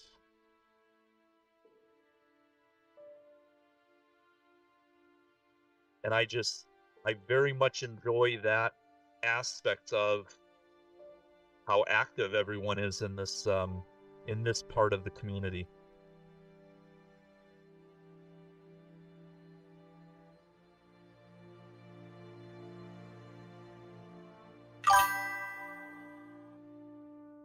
Hey, Gruesome Dread.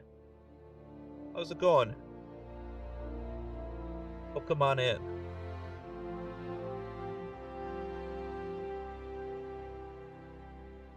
Just painting up a clone Commander Cody.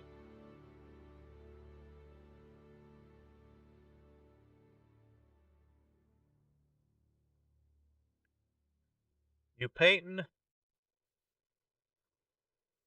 or hobbying in any form, or just exploring Twitch?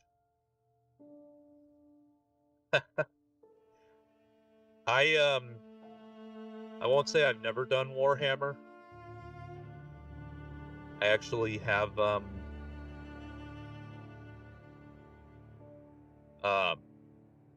some very, very old, like we're talking 20 years ago plus, um, space orcs that I found at my parents' house a couple years back. Barely even remembered them, but I did paint them up last year. It was like a dozen or so space orcs. But otherwise, um, I actually am mostly a Warcraft themed miniature painter. I love all things Warcraft. Since I don't really play that much anymore, now I just paint. And that's how I get my Warcraft fix. Although I did paint one I did paint one Space Marine recently. That bad boy. It kind of counts as a Space Marine.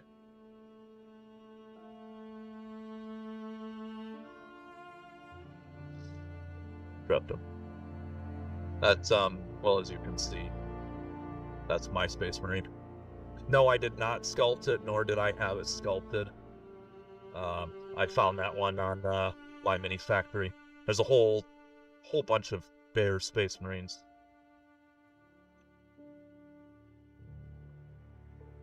Historicals. Yeah, well, I love the Council of Mini Painters. I love getting people on there, and obviously Jason was my favorite guest, because I just love his stream. But no, those are fun.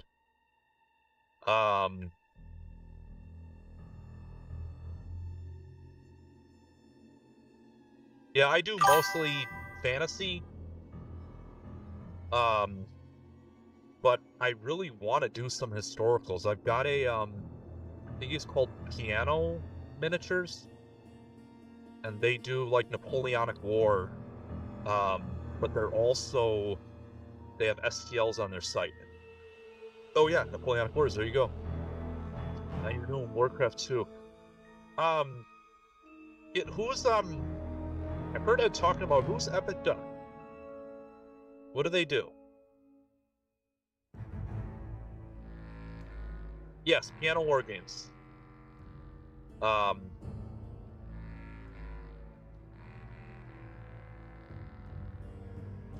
War Boss, Mad Sam, who is that? We're throwing out some names I've never heard.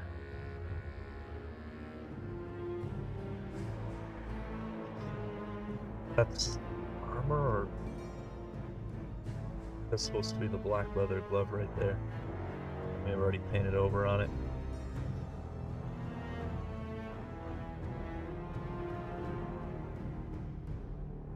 Yeah, I did, when I was a teenager, I collected a bunch of, I never painted them, but I collected a bunch of little minis, little 15 millimeter. It'll be a Kickstarter in probably December for Saxon Army. Gotta remember to pay attention to that. I got them on Instagram,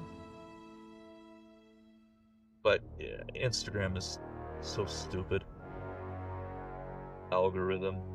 Half the time I don't see the stuff. I keep seeing new historicals pop up. Historical painters, that is, mini painters.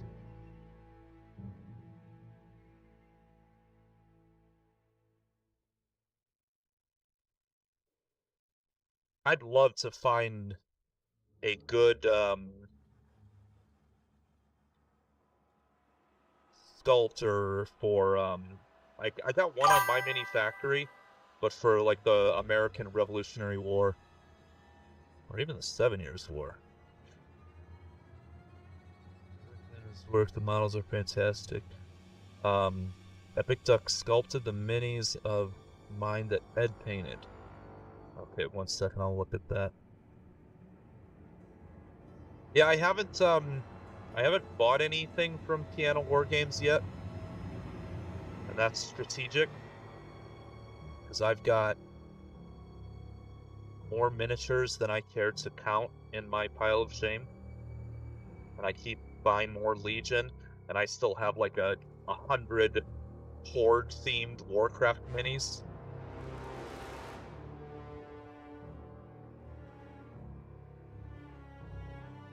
Ooh, I like that one. One that just popped up on his main screen. Good. Oh, so these are all Another those, shield at my side. Oh, thank you for the follow, Gruesome. Appreciate that. Oh, these are all the, I kind of thought it was going to be the ducks, but... So they also do painting, sculpting, and design, and teaching.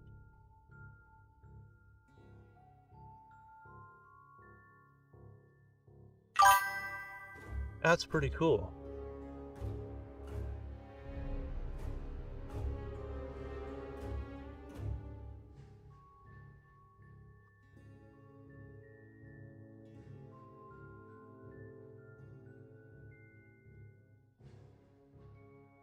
Oh, they're on my manufacturing.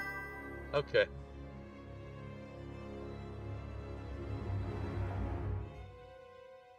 Yeah, those are some cool... those little ducks. Taught me to paint mini graffiti. I would love to. I'd love to do graffiti. Adventure Built Gaming does some pretty cool graffiti too. I have a collection of 26 bolt action minis and around 1,000 Napoleonic soldiers. You keep them for 28 millimeter? Because I want to get his STLs and then scale them to 32. I prefer the 32 millimeter. And what do you have for the Napoleonics?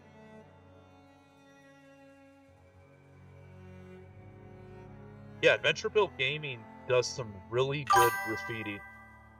Oh, you keep it 28 millimeter?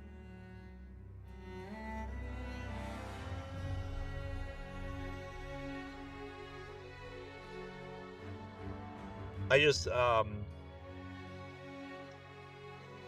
don't know, I kind of like the bigger. I think this, these guys, Legion, are, I don't know what they're technically. 40 millimeter, 32 millimeter, 32 millimeter heroic. I don't even know what all that even means anymore. They just keep changing it. And one person that sculpts, actually one of the Warcraft sculptors that I get stuff from, his 32 millimeter changed because he did a bunch of orc grunts that are 32 millimeter, and then cool Taraz guys are 32 millimeter, and there's like a head difference between the humans. Yeah, I think you're right. These are 32 millimeter heroic.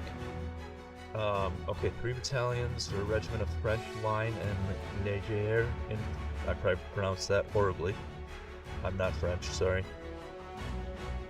Air infantry.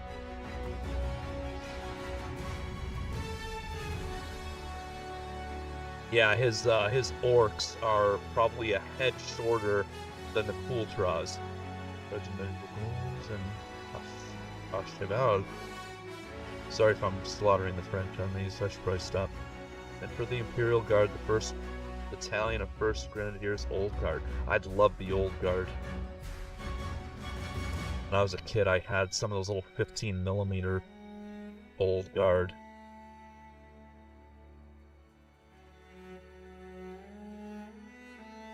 I just loved the Napoleonic War. I loved Napoleon. Some regiments and 3 batteries of guard artillery.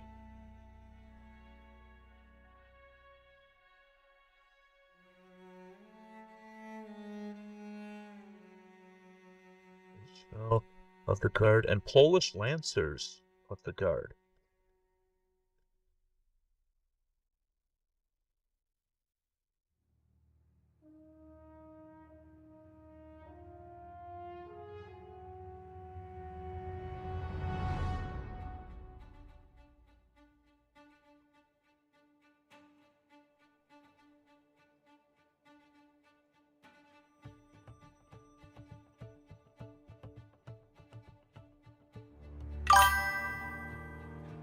For Brit, I have 2 battalions of foot guards, 11 battalions of British line, and a small rifle unit with around 4 companies. Wait, does he, you know, Hanoverian Landwehr, I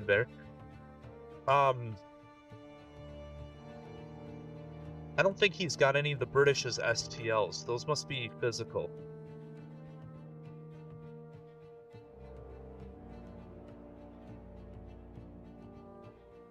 Portuguese and attachment of Cazadores. The tequila? No, I'm kidding. I'm kidding. Maybe.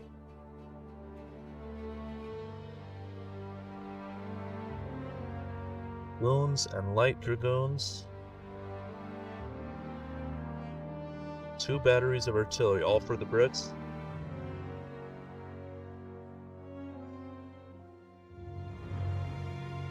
I hope he adds those as STLs. Yeah, for STLs.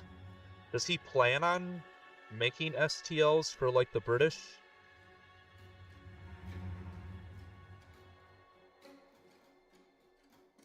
Oh, the Brits are from someone else. Okay, sorry, I get what you're saying now.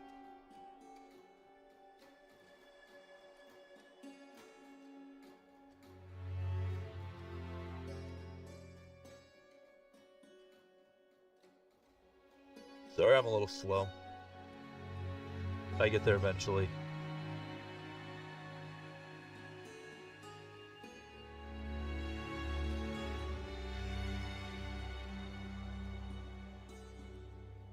So where are your Brits are Warlord Games, Perry Miniatures, and Victrix? Victrix I've seen on My Mini Factory, I think. And Perry Miniatures, I think I follow them on Instagram. Another ad break starting, which means we are now another hour in. It's only a 30-second ad, so don't go nowhere. Well, I mean, I guess you can go.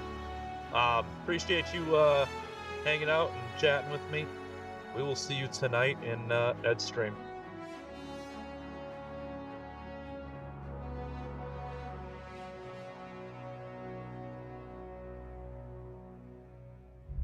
Anybody, Painterly Git is also a streamer. I can give you another shout out since we got.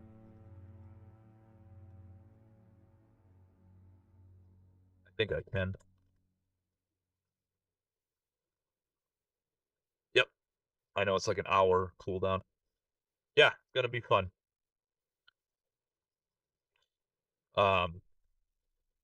Perry is the Rome of historicals, as some say. You always end up there.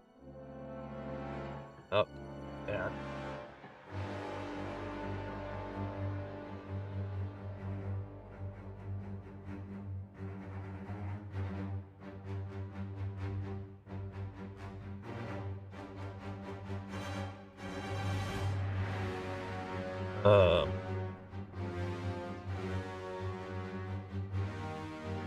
yeah, absolutely.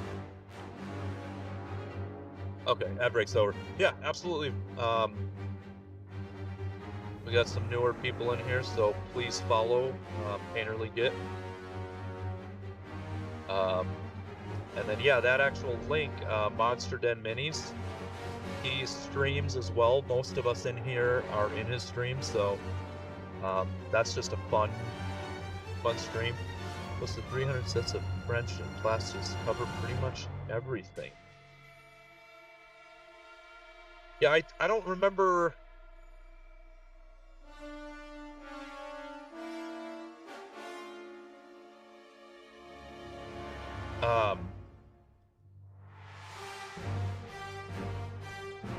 Sorry, just distracted myself. Do they offer STLs as well for Perry Miniatures? I think Victrix I've seen on My Mini Factory.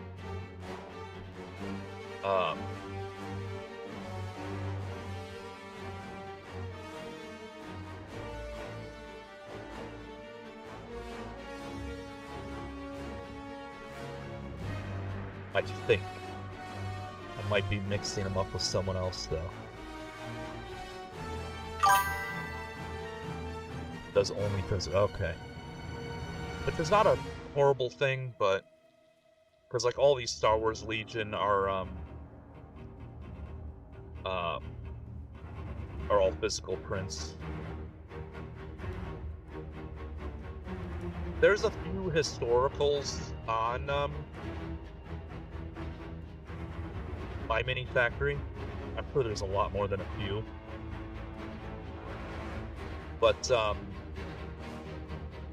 lot of them do 15mm scale, which those even scaling up, you know, it's still way too small. Or the detail just isn't there when you scale them up. French and Austrians at piano make a great combo. I mean, yeah, the miniatures look amazing.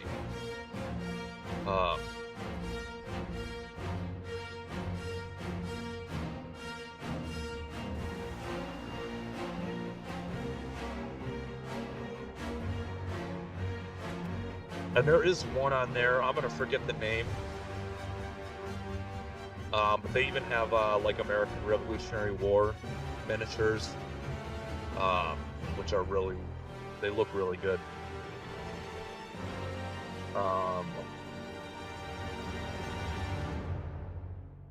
But yeah, I'd love to get some Napoleonics, Prussians. I know Piano has some Hessians. The Hesse Darmstadt, I think. I just would love for them to do more. Württemberg or Bavaria. They also have Baden or Baden. I don't know how to pronounce it. Yeah, I mean, obviously France, I definitely want to do eventually.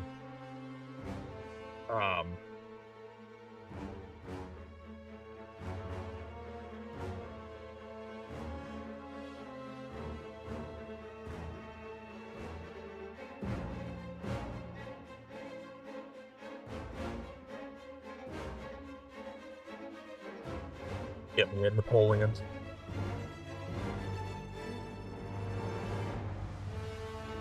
Get me a Napoleon. That's what I need.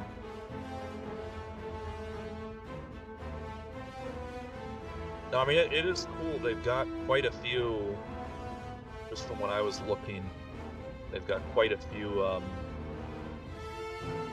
what I would call out of the ordinary.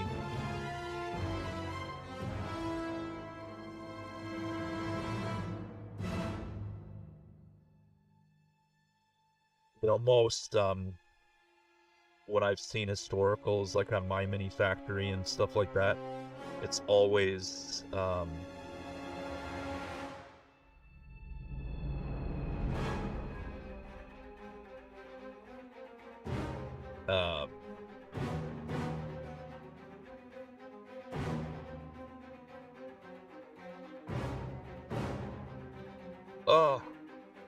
you know, the main ones, France, Prussia, England,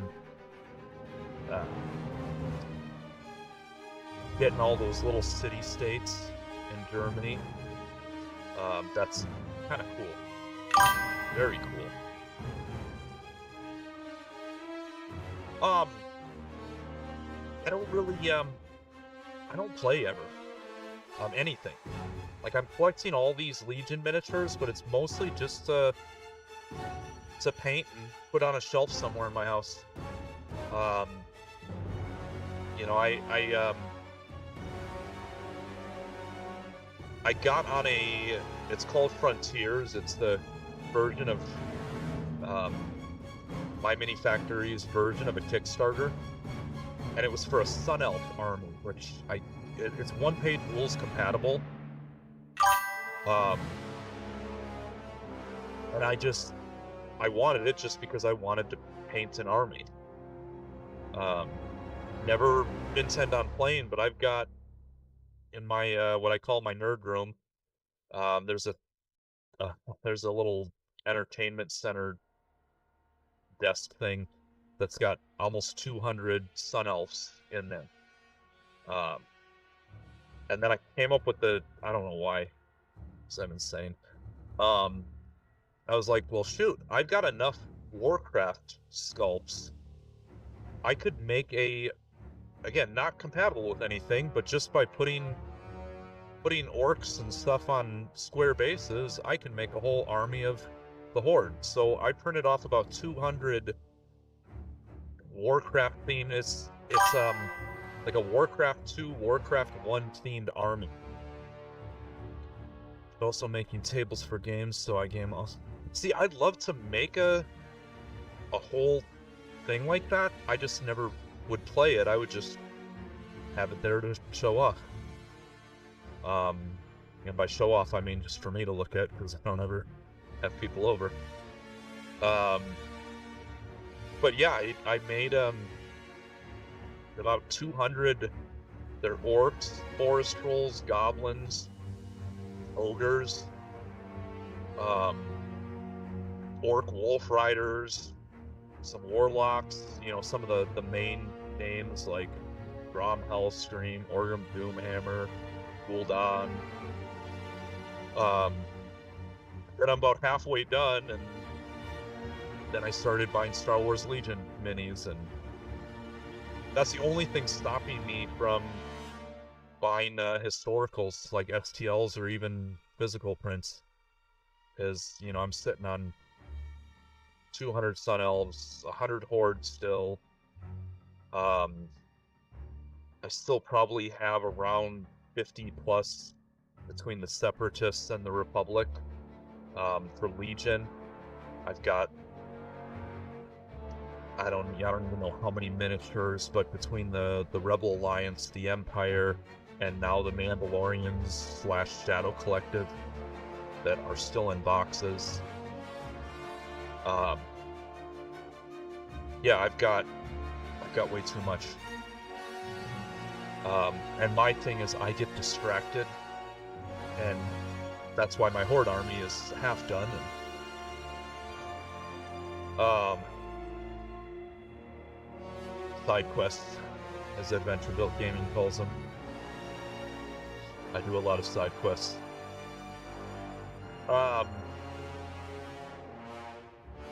Yeah, I have nothing against games. I just, you know, between work, family, and then painting, I just never really have a lot of time for them.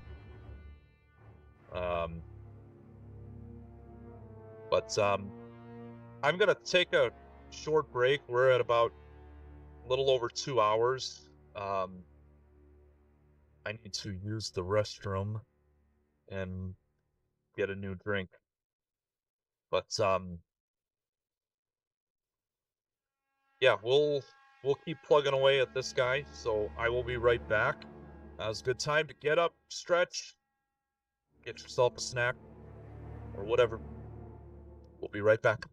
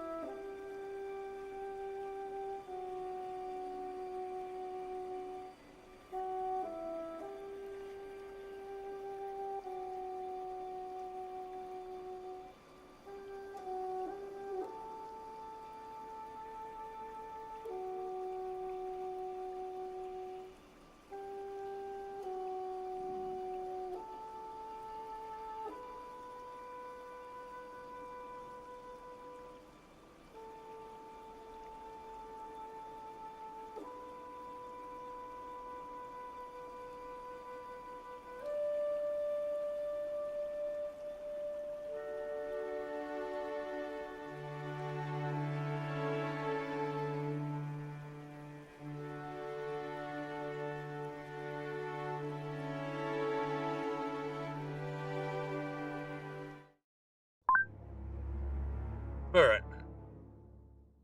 Back. Thanks for, hanging out.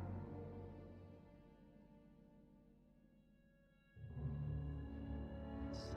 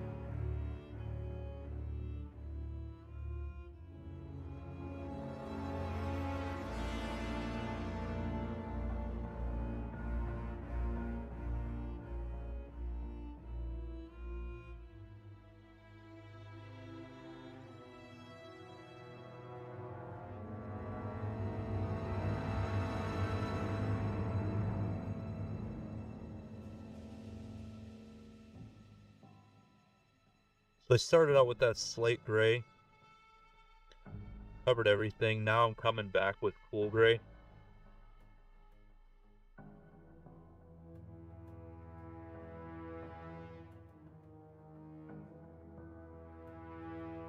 just trying to,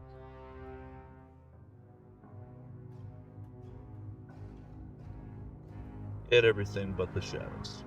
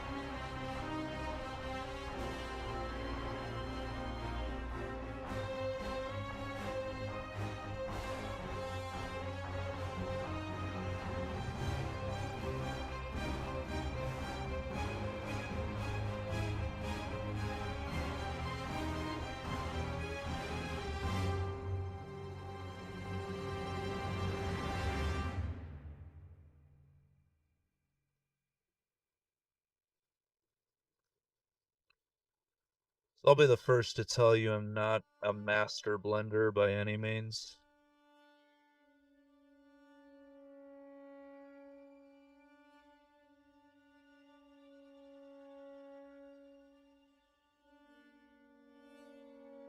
So a lot of times I do struggle with large flat spaces of like armor, things like that. We're getting there though.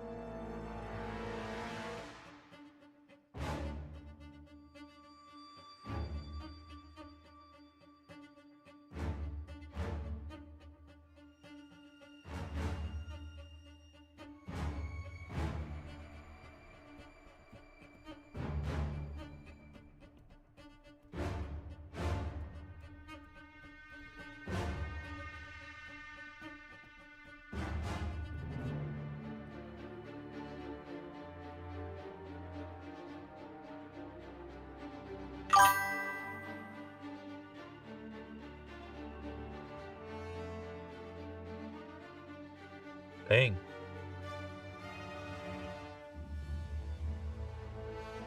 Yeah, that's pretty, so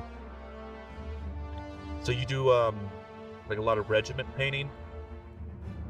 Or army painting is what they call it, whatever they call it.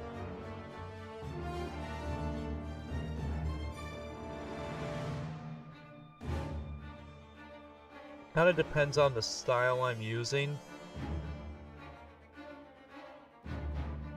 Like a miniature like this is going to take me probably 4 hours. But if I use like contrast paints or speed paints, obviously it's a lot quicker. Regiment commanders separately here and there. Okay.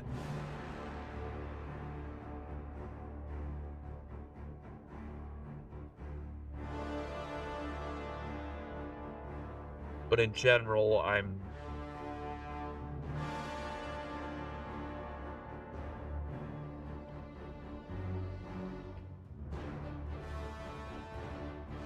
would say about 4 hours for a miniature for me.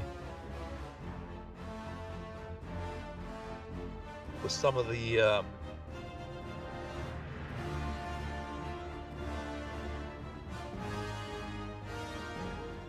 and I've been, reprogrammed by, Monument Hobbies to stop using the term slapshot,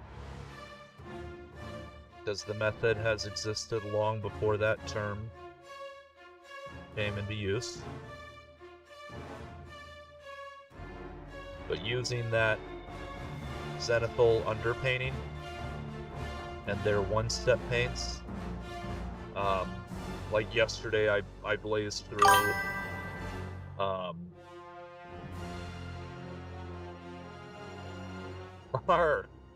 what's up?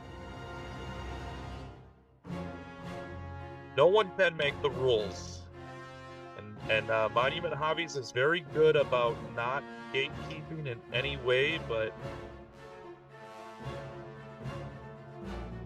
not when people say slapshot, he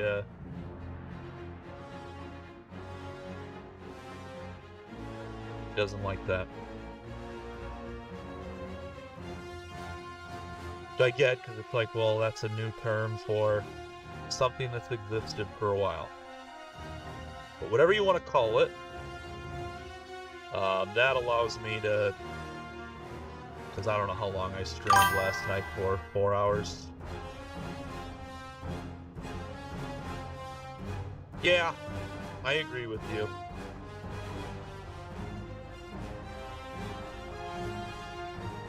I just call it my cheat code. That's what I use to knock out. I don't remember how many I did last night.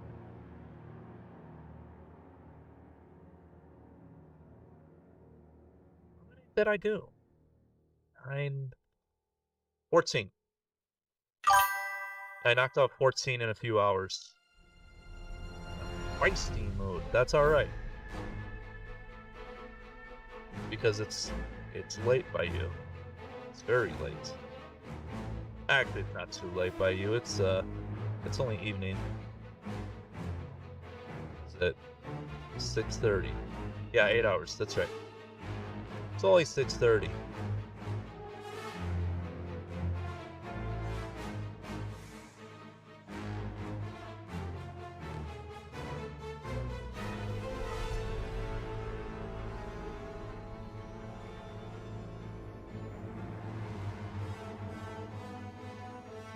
I was in a feisty mood yesterday, but today,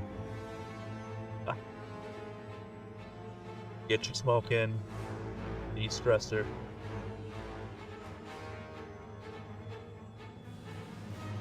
I'll still be here. Always. Sometimes.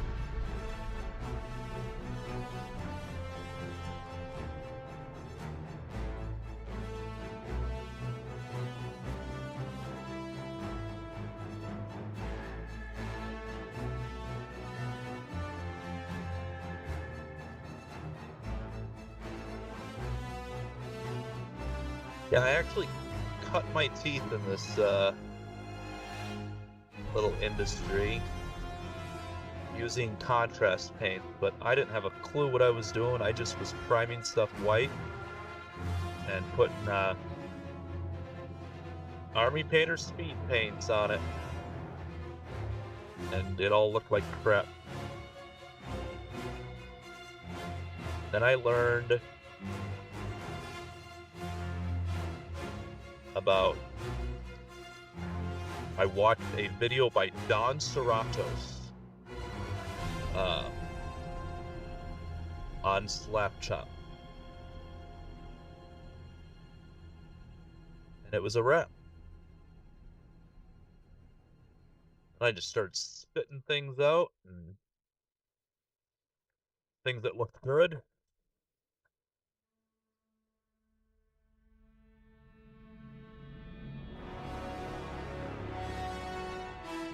Man, and I learned about, I don't know what you want to call them, color triads or whatever.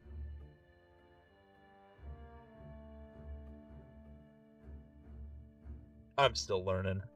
We're still learning, guys. We never stop. 'Cause if you stop learning, you stagnate. And I don't want to stagnate. I want to be the best.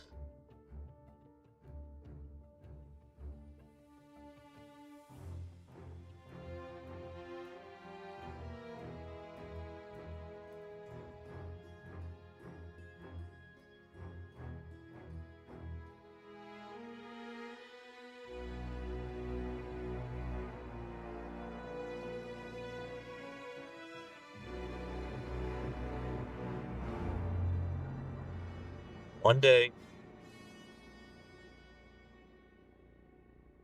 I'm gonna be the best. We'll see. Thing about being the best is there's always someone better.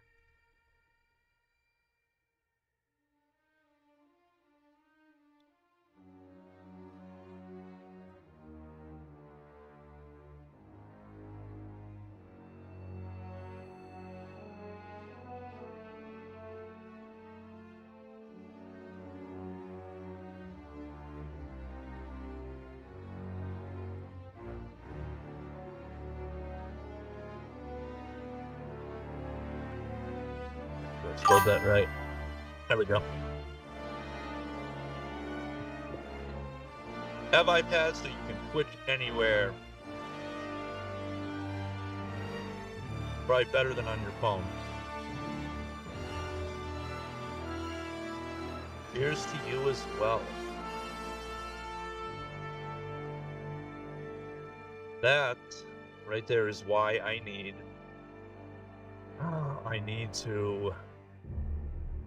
to do that today. I need to figure out StreamerBot and get that and Nightbot and get commands set up, or is it SiriBot, so that my shoutouts are automatic.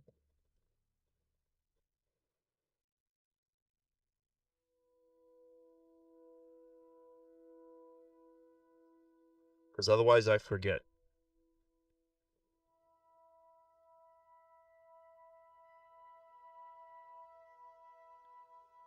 I don't really use it for Twitch.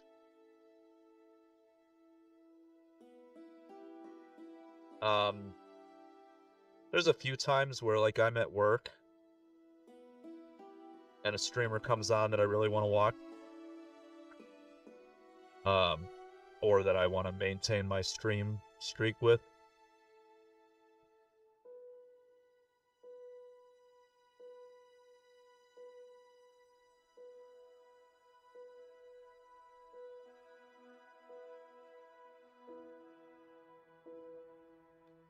But otherwise, yeah, I don't really use my phone for Twitch. I really try to not use my phone in general.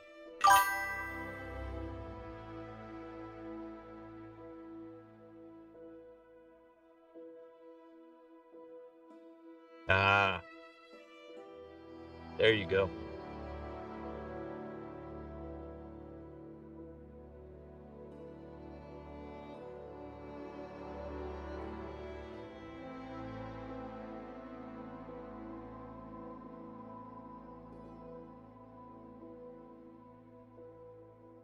I don't ever work from home. I feel like most of my work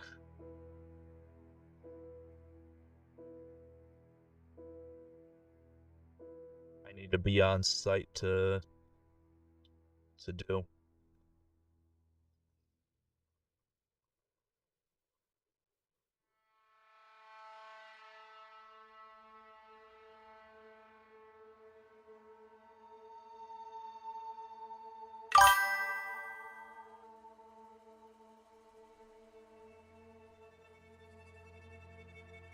That is wise.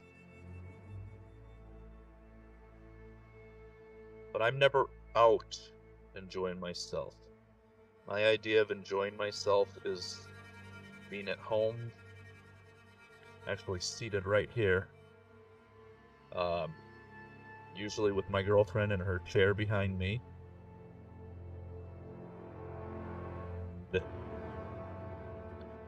I'm hobbying and she's playing whatever games on her phone or looking up reels or whatever.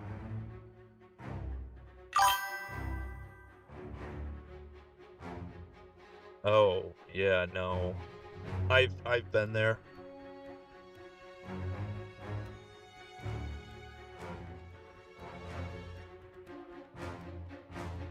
That's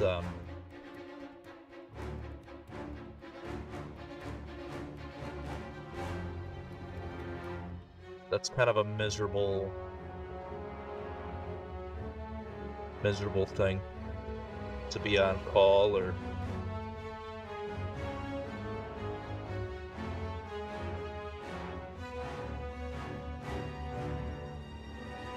for me it was more like when I was the production manager of a 24/7 Mint.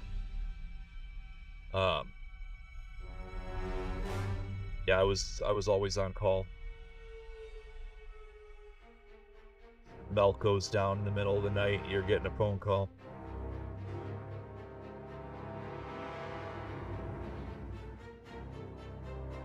Yeah. I'm very protective of my work-life balance now. Not to sound dated, but my last job kind of did that to me.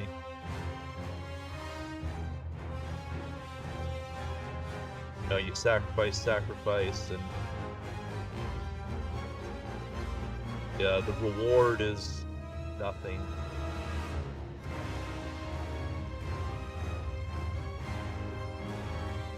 Companies in general often forget what you did yesterday and just want to know, what are you doing for me today? Not to be negative about work or anything like that, but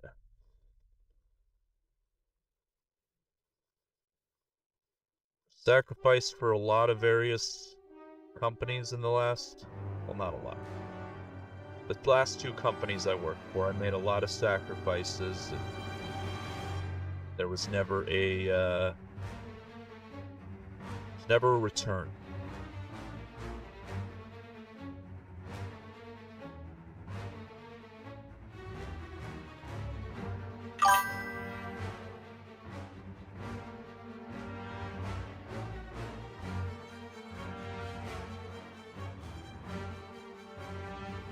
And that's important. We are only given so many days on this planet. And yeah, work is necessary. But I don't think sacrificing ourselves on the altar of a job just doesn't do it for me anymore.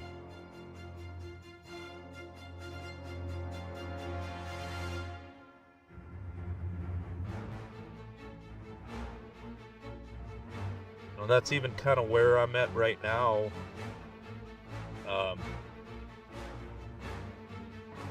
I've talked about my work situation quite a bit on stream, but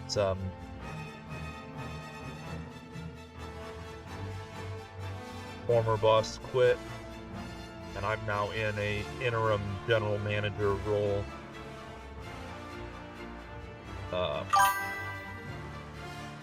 And I don't know if I want to stay there or let them find someone else.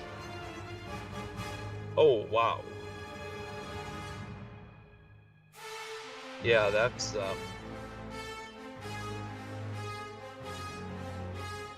that is not the environment you want to be in. That's pretty crazy.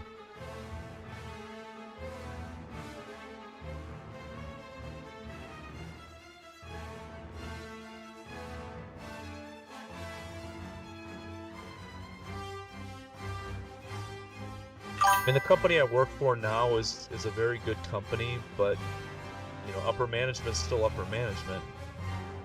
Well, being in upper management, it's a lot of stress, it's a lot of responsibility, and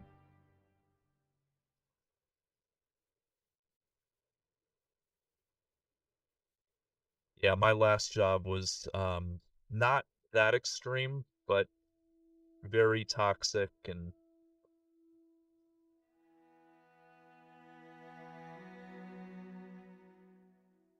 very much a mentality of, you know, the beatings shall continue until morale improves. They couldn't understand why everyone was leaving. And why everyone, not everyone, but I took quite a few people to my new job with me.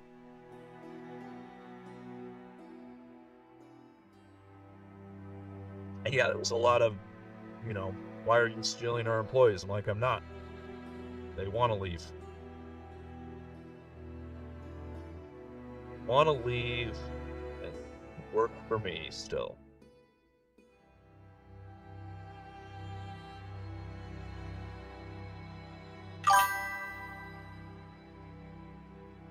Yeah. That is, well, honestly, that's a lesson I had to learn the hard way. Um, when I worked, this was in my 20s. I was a manager at Buffalo Wild Wings.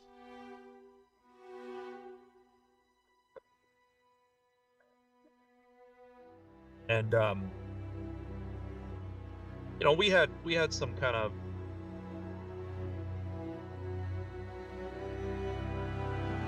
bad employees there. They were very good at their job, but they were like, we had bartenders that, you know, okay, you're one of my regulars, I'm giving you a double shot. You pay for a single, I give you a double, I get a bigger tip. So we had a lot of issues like that.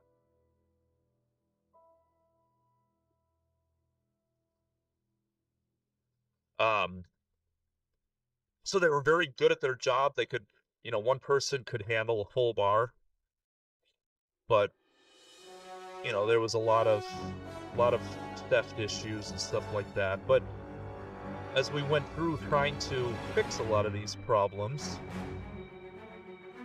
you know, I remember, you know, being young and stupid. I remember having a meeting one time and holding up a stack of resumes.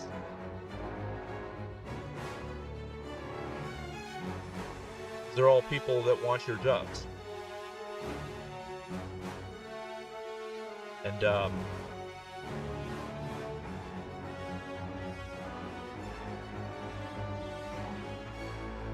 we started weeding out a lot of these people and bringing in new people, and you know, yeah, everybody is replaceable, but not everybody was replaceable. And that was a lesson, you know, again, I stand by what we had to do, but it was a good lesson to learn about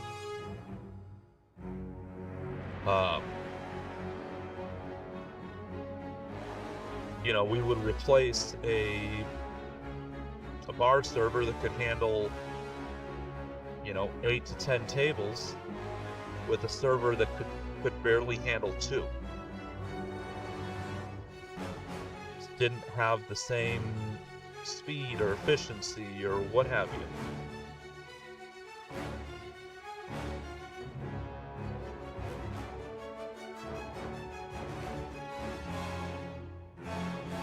So yeah, like I said, it was just a lot of people that probably did have to go because they were stealing, essentially.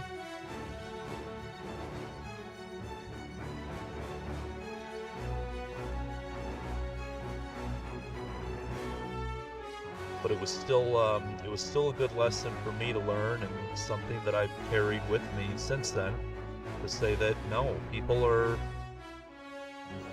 when you have a good employee, you need to treat them as such. Don't ever give your good employees a reason to either A, not be good, or B, to look for a different place of employment.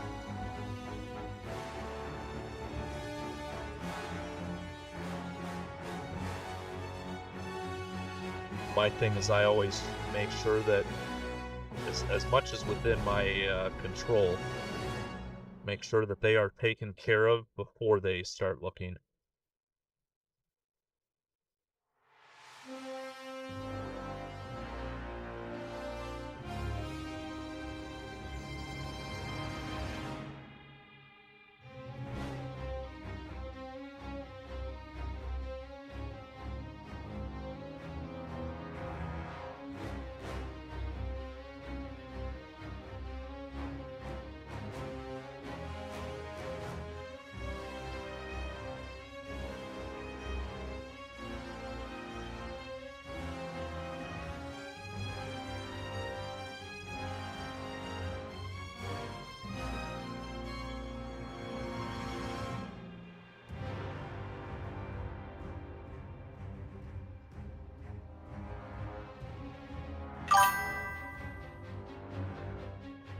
Copy that.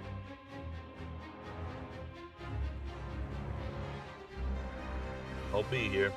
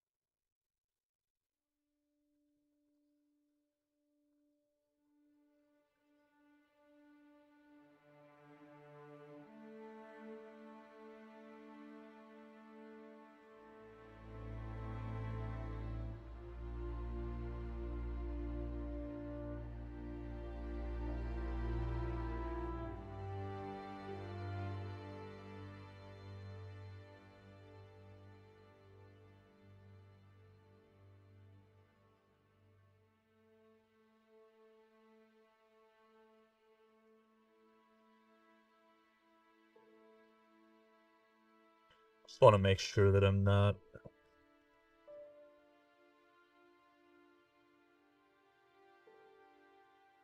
that I'm keeping the right light. My placements where the shadows are.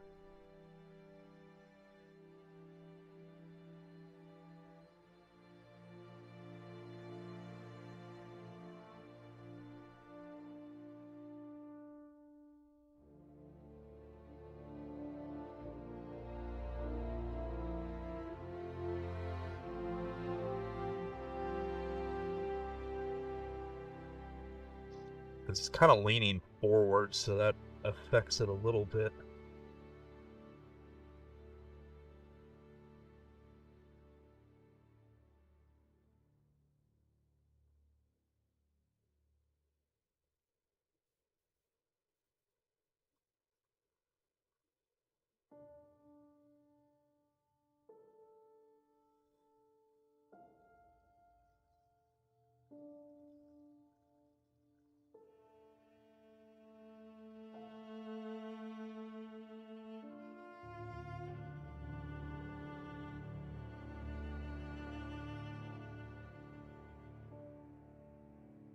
Okay.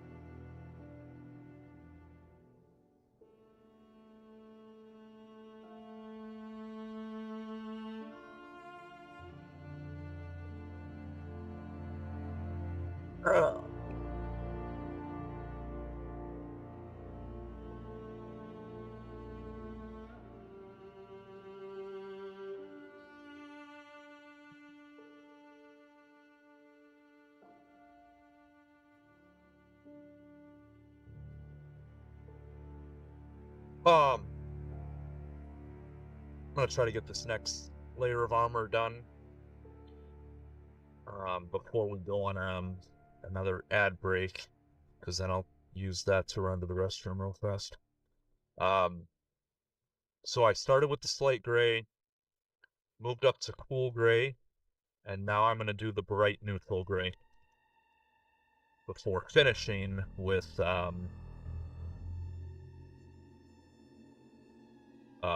white blue.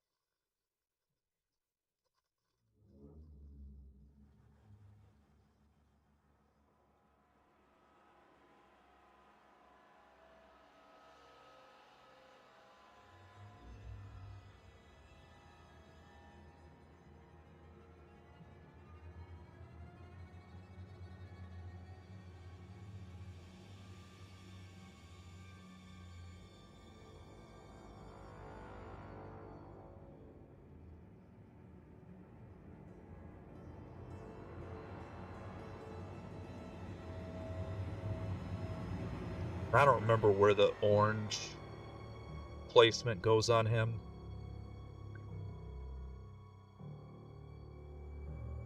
So I know some of these areas that I'm painting are gonna get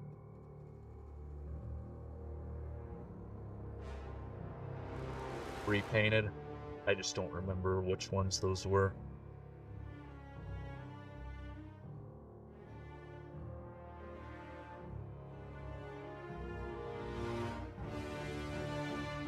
I just don't remember. Like I was saying earlier, this is the second clone Cody that I've painted. First one I used contrast paint on, and he was a phase 2. This is phase 1. Same model, just different helmet.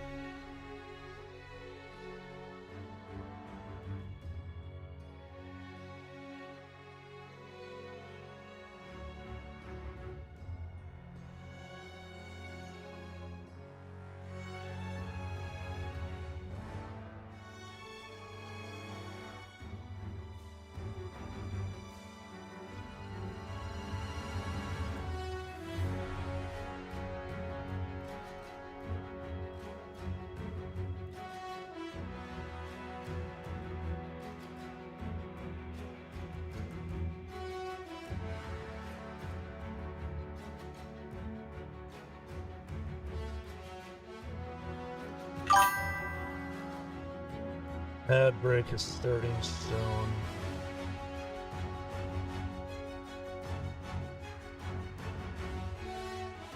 I needed to use the restroom, but I don't want this paint to dry, so...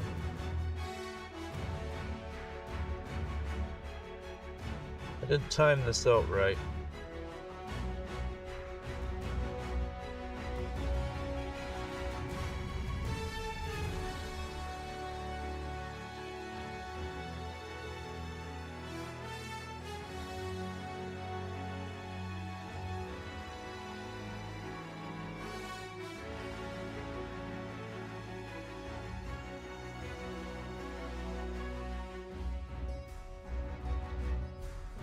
Oh well.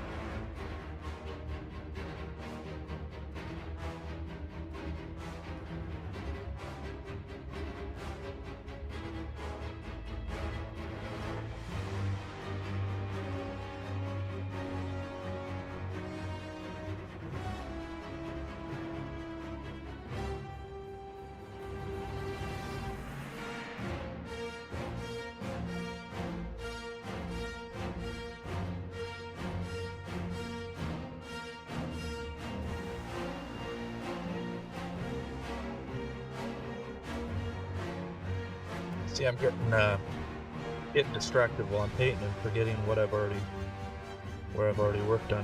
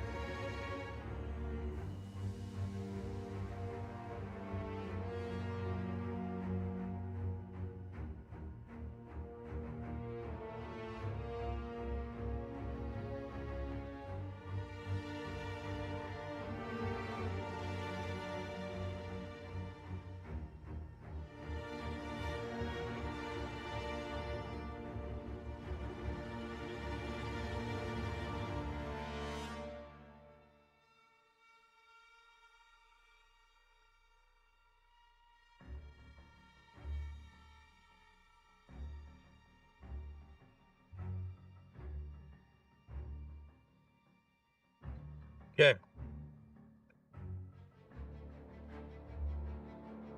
Last is gonna be white blue for the armor. But I need to run to the restroom. So, hang out. We'll be right back.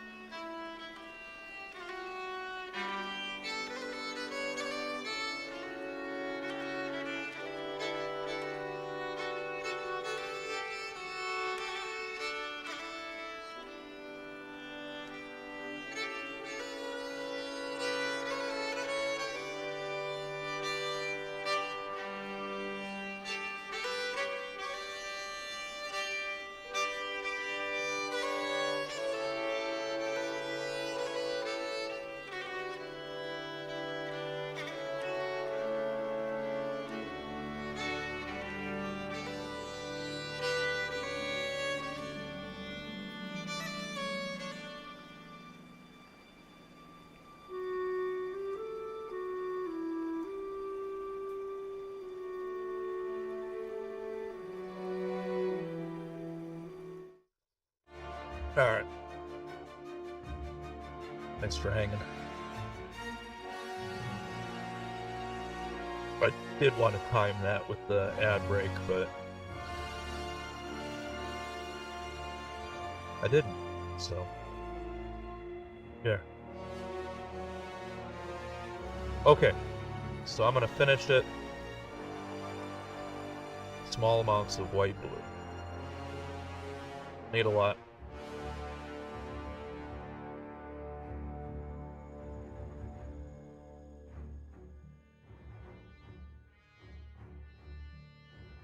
The whole goal behind that is trying to keep it a very cool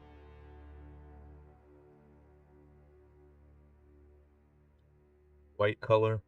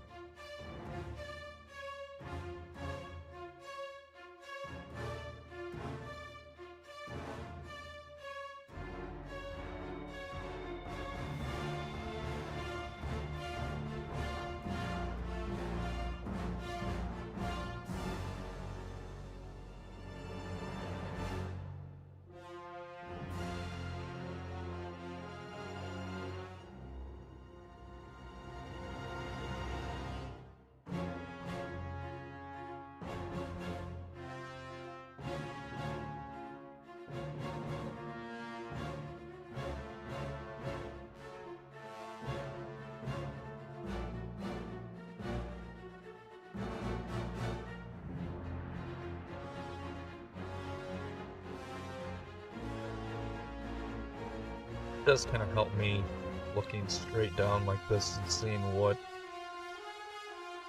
my brightest, highest points are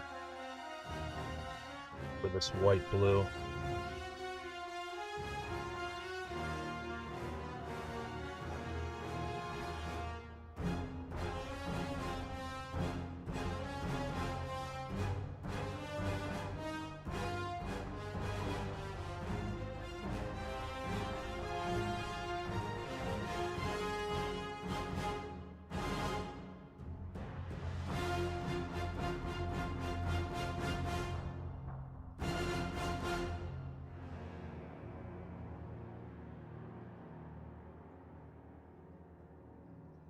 Excuse me.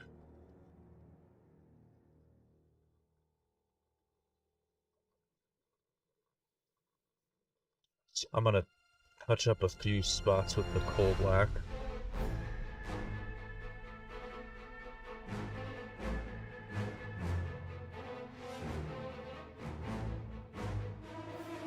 Remember where that other spot was that I got white? Oh, there we go.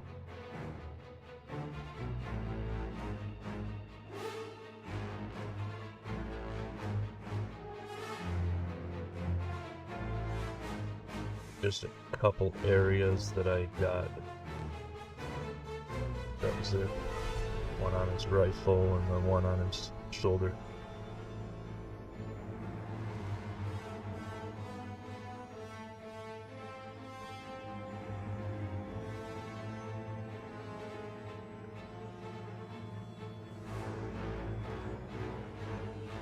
Okay.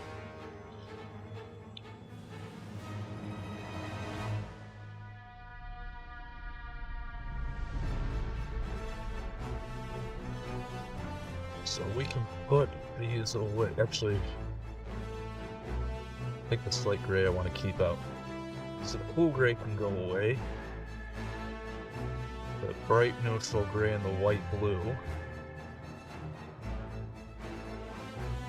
But I want to bring out the dark neutral gray and still use the slate gray to highlight the rifle and this little antenna thing. We'll keep the whole black out.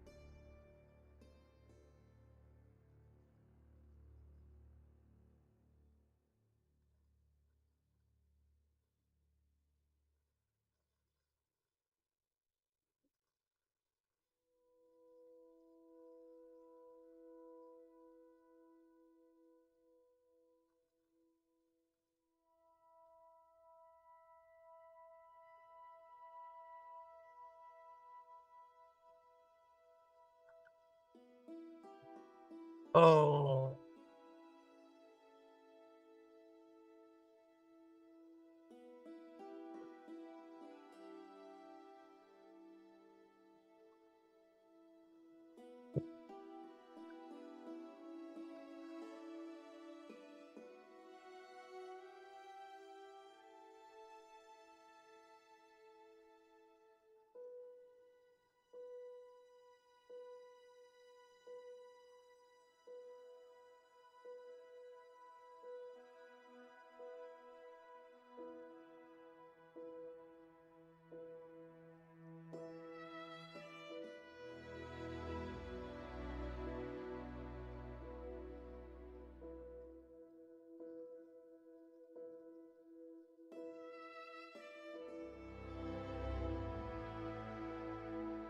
Well,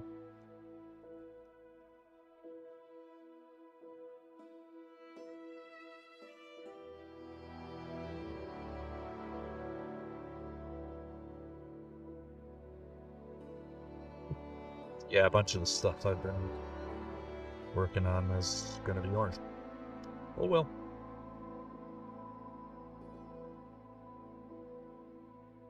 Including this whole well, not the whole antenna, but that should have been white with an orange base, but whatever.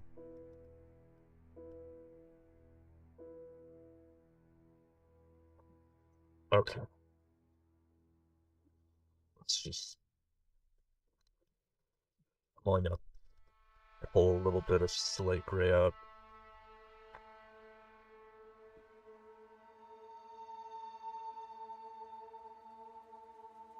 Just to highlight.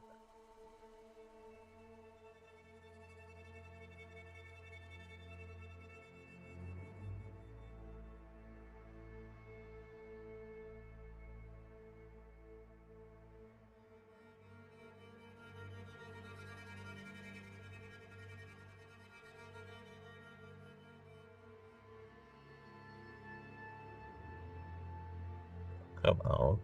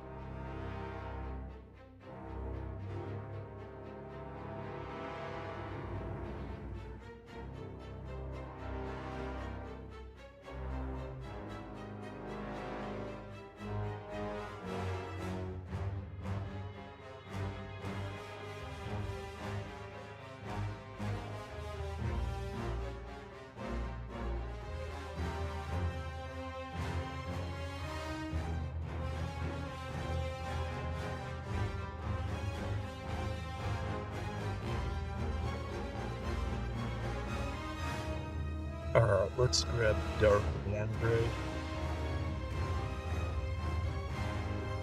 I'm gonna use that on that leather body glove. Just a tiny amount.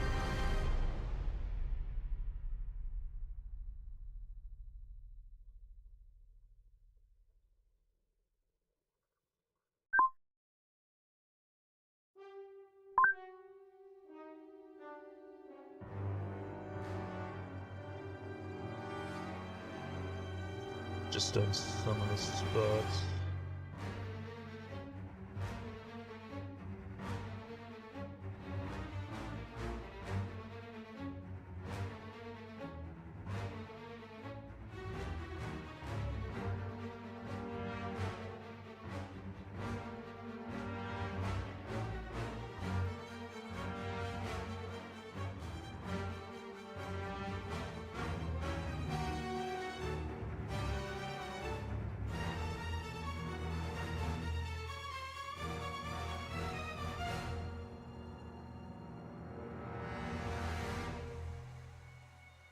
That's probably... maybe a little more.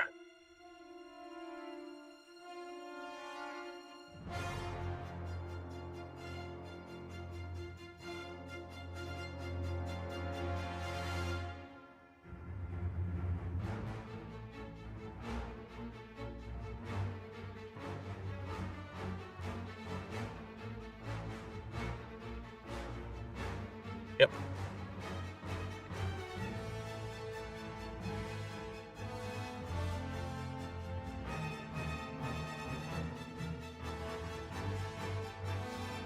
Put these away.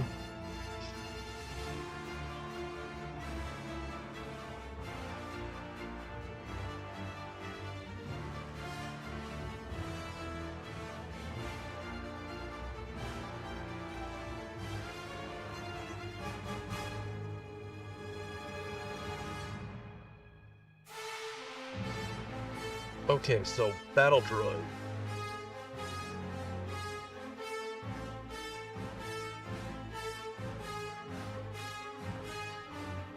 So when I was doing these battle droids,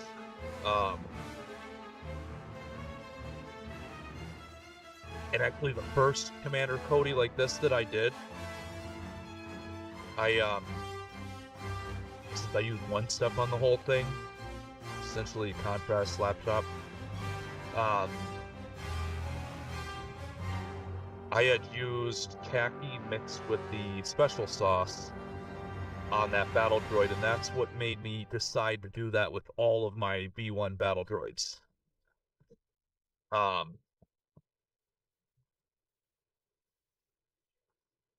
I don't wanna do that on this one. I want to use khaki more for the base, so I wonder if a gold and yellow...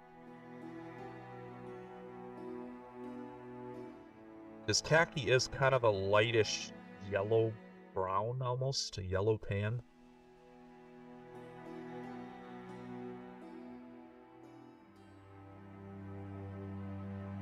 So I think we're going to use gold and yellow.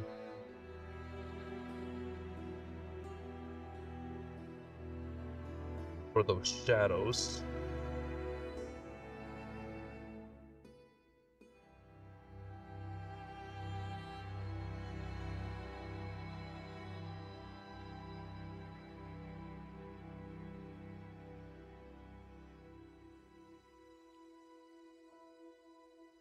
Well, shadowish.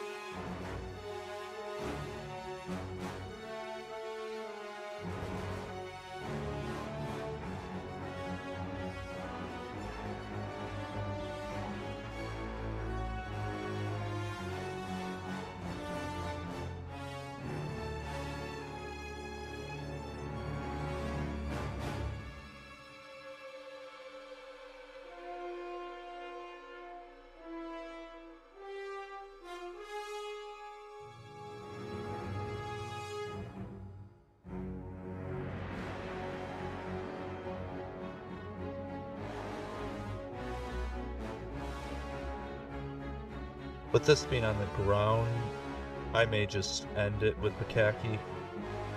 I don't know if I want to really do any serious highlights on him.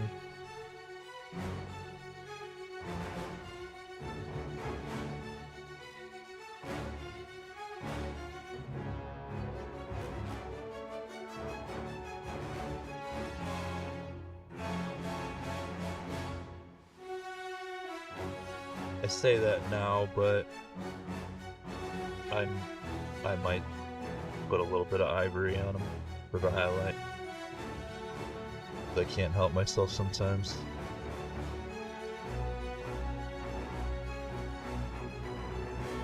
And I know that's kind of, considering at the beginning of the stream I painted 2 crab droids and said good enough. Now I'm saying I want this to be perfect. But that's the difference between 2 crab droids, which I don't really, not that I don't care about them, I just don't care as much about them. Just soldiers. Whereas this is Clone Commander Cody.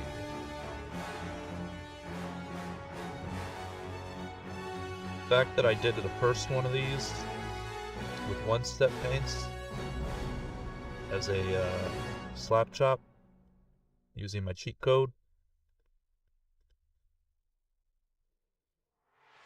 that's essentially what I'm planning is on commander units or leader units. I use traditional methods like this.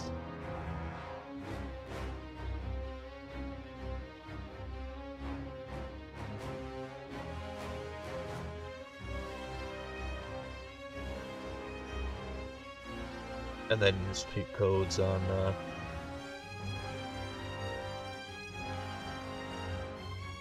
soldiers.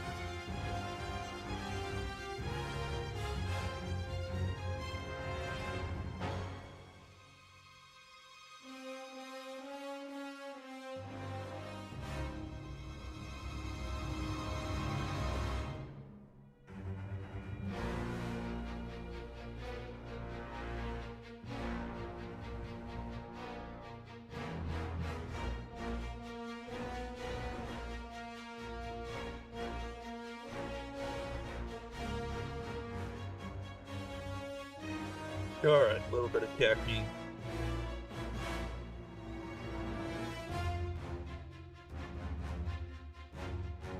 Maybe. On here.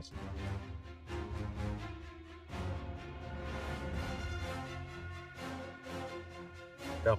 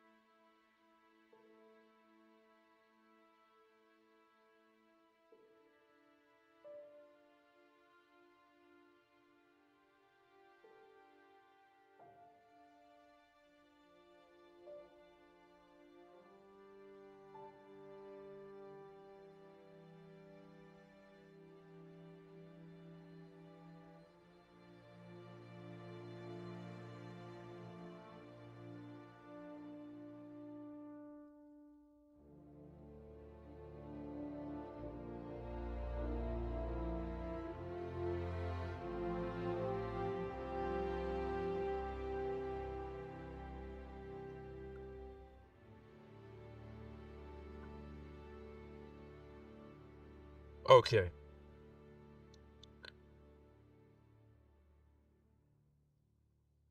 Because I can't help myself. I'm gonna put just tiny amounts of ivory on here. Just very, very small amounts.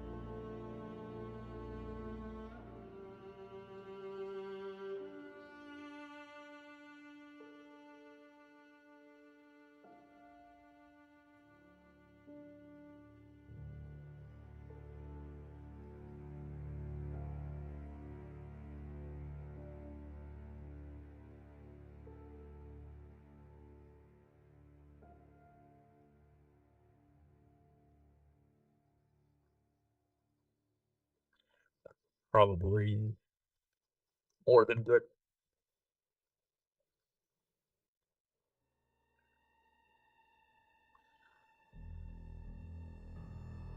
So I know I used golden earth on here. I'm gonna go ahead and apply golden earth.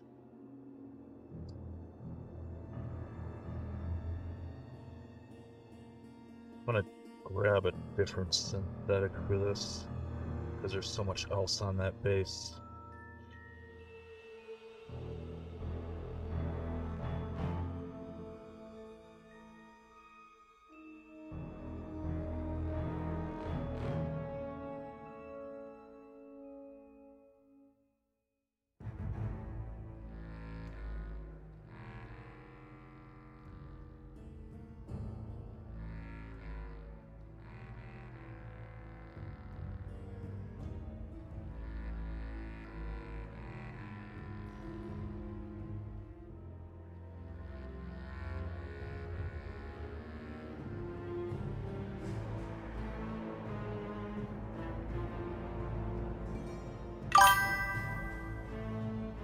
What's up, Nerd Central?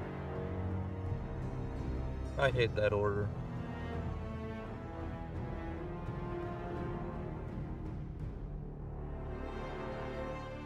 Saddest day ever.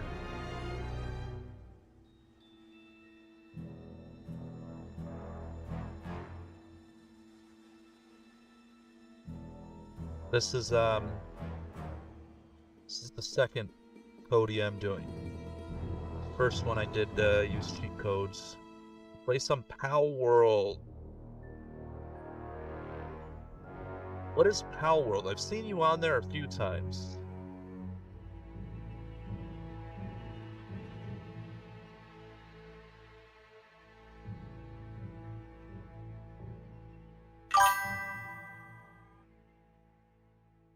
Poking. Oh, you told me that already. I remember you telling me that.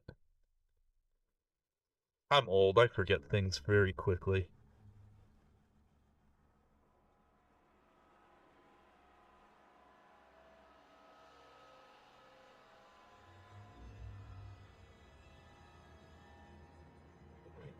Probably good on that.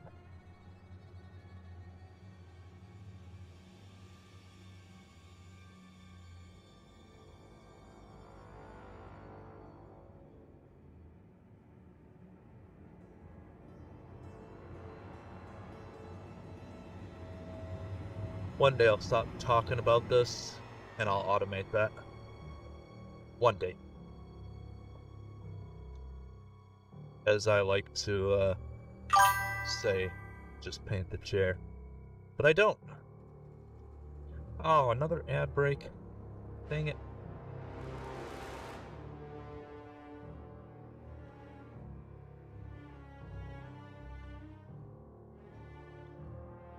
Some terrain or just go to bed? I would say terrain. Too early to go to bed tonight. You can sleep when you're dead.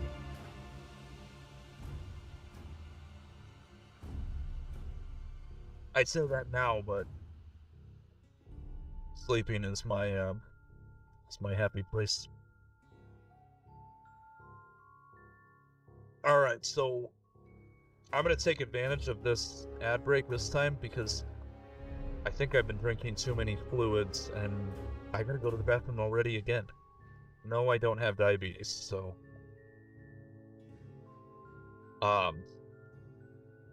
yeah, I will be back for the ad break.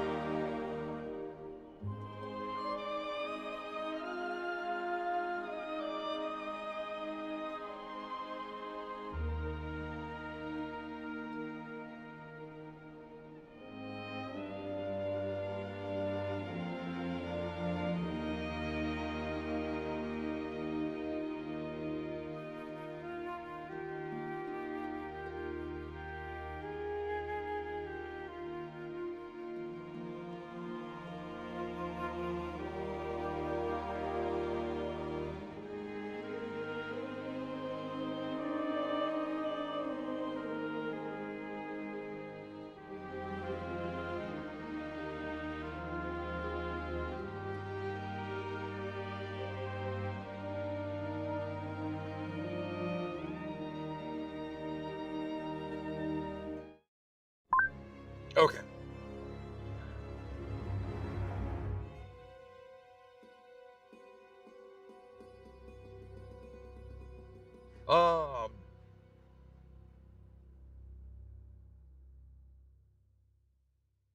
So he's got shoulders are orange.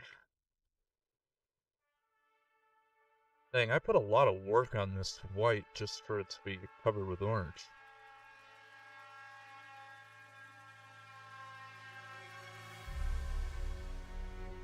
Oh well. This is the way. Exactly. This is definitely the way. Alright, so I know that I used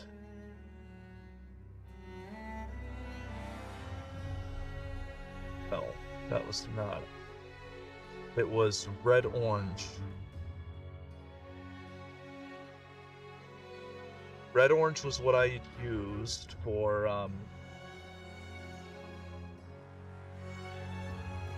all these others, but I'm gonna use orange oxide because some of these are so buried in shadow. And then maybe I will. I loved it. Like I said, the only thing I don't love is when I am not paying attention to where the orange is gonna go, and I put all this effort in there on their white armor, and then I gotta cover it with orange. But I've actually liked it. Ah, okay. I went with because all of them I didn't do shading and highlighting on them. I just did red orange. Because the Nova Orange was too bright, and this one worked the best in my mind. But I kept it very orange. I don't remember, was it yellow?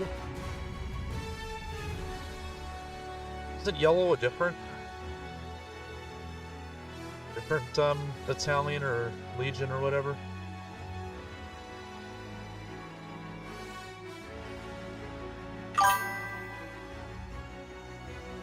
Oh, is it?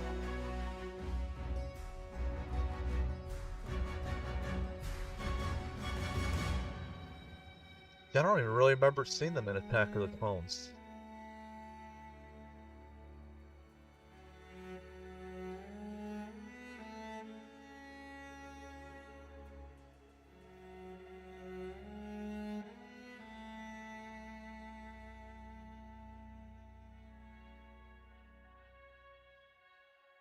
Oh, Revenge of the Sith. I don't remember their colors there.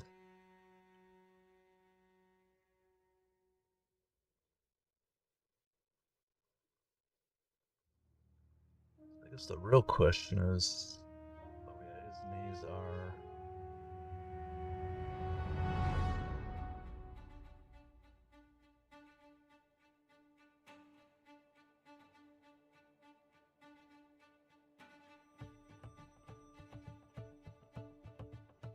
Yeah, his knees are orange as well, so that should be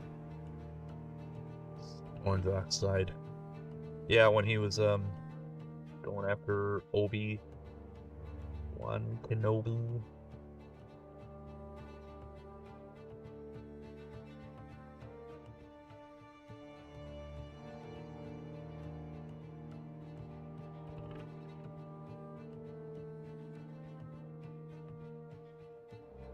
I was really, I know some people didn't like it, but I was very glad when they explained Order 66 in the Clone Wars TV series.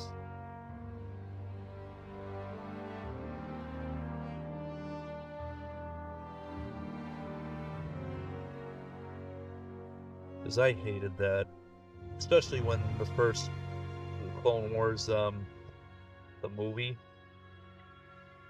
the cartoon movie, it was just very, I don't know. I didn't like that all these clones fought side by side with the Jedi and so willingly turned on them.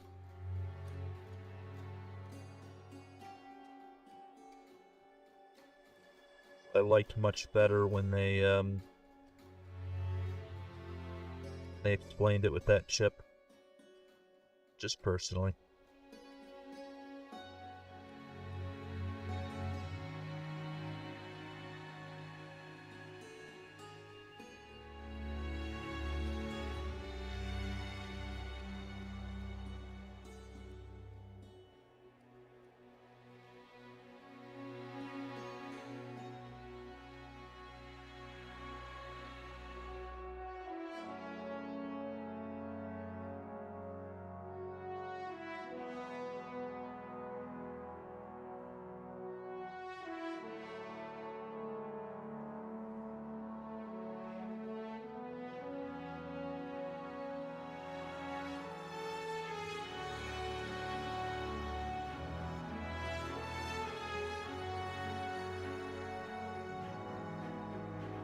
So I did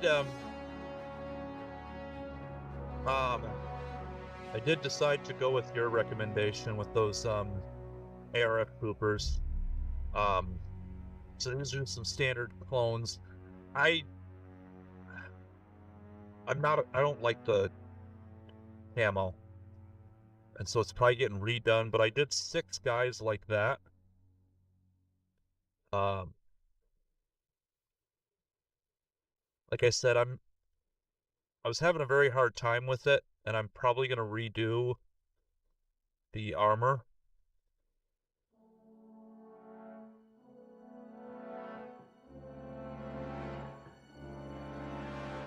I'm just not liking how,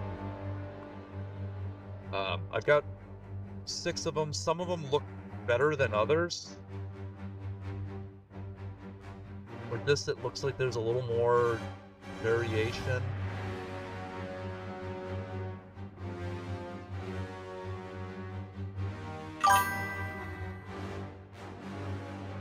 I don't know, I'm having a hard time with them.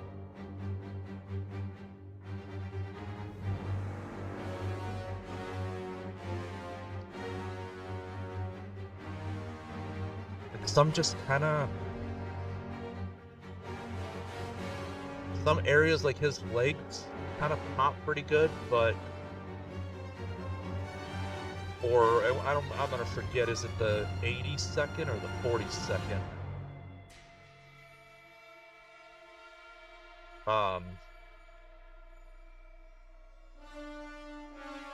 It was, originally Luminara Undulis, and then Yoda had them on Kashyyyk and somewhere else, I think.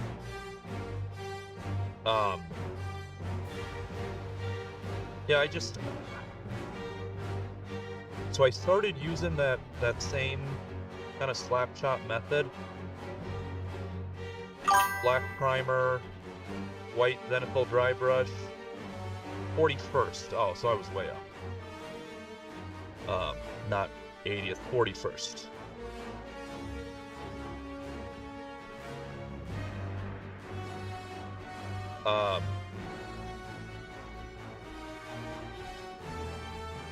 And then I took the dark green 1-step, because I tried a different one and that was too blue.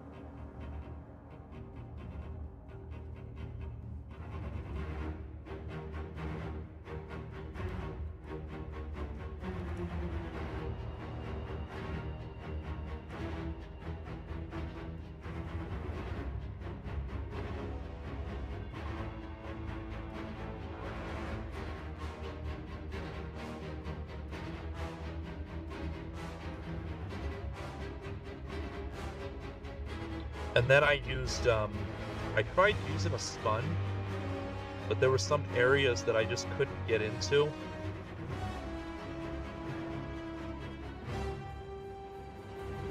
Like, their chest on a lot of them, the way they're carrying their weapon.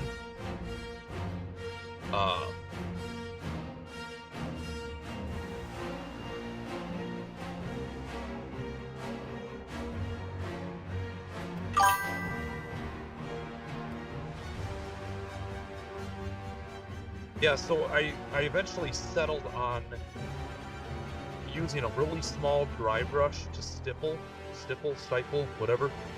And I used khaki and then olive flesh. But then it was so bright.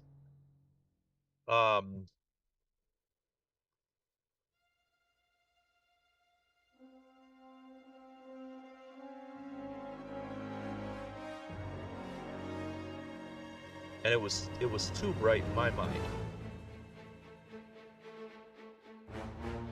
So then I watered down that dark green 1-step, really watered it down.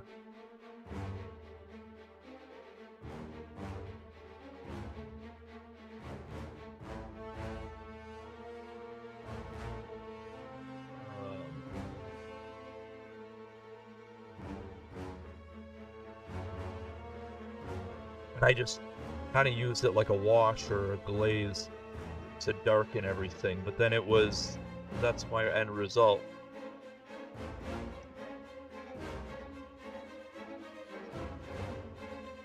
So I'm kind of toying with the idea of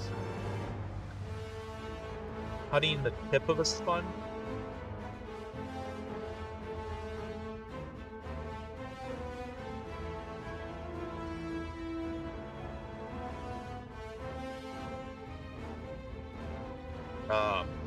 Because I got those, found them on Amazon. I got those, here it is. tiny little makeup sponges. So I could just cut this tip off and then use like a tweezers to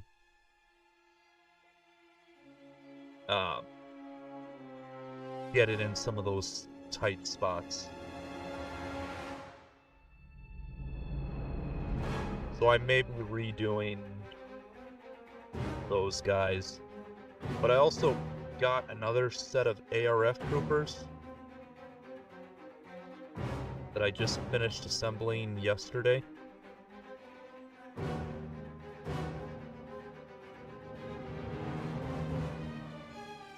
Those are going to be 41st. I don't know why I want to keep saying that 82nd. The 41st. And then those other ARF troopers that I was doing before. I've got 14. I'm going to split 7 are going to be part of the 212th, and 7 are going to be part of the 501st. And then I still have 22 Phase 2 clones. I've taken Paint's advice, because like when I did those 14 ARF troopers, I was going crazy. It was just too much. Starting to hate clones. I'm not an army painter.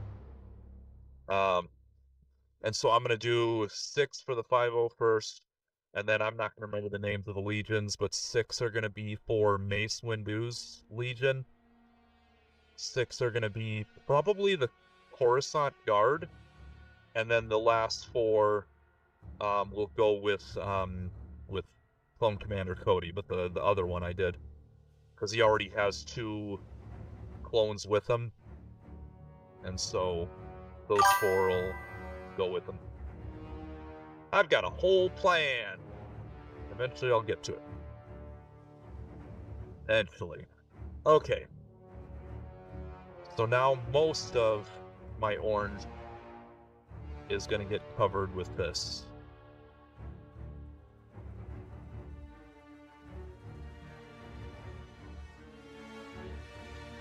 I'll just leave a little bit of orange oxide on a few of the areas.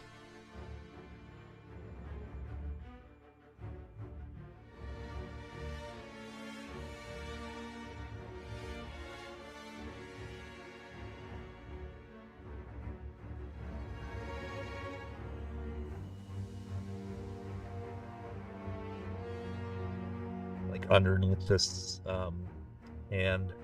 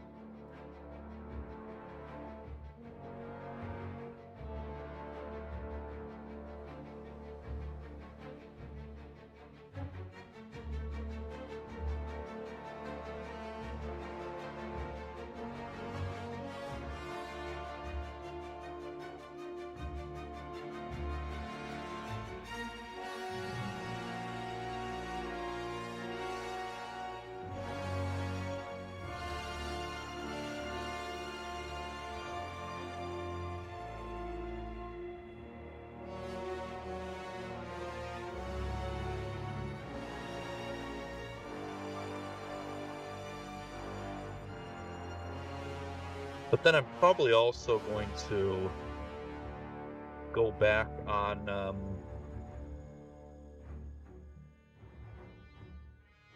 what was that called? The ATRT?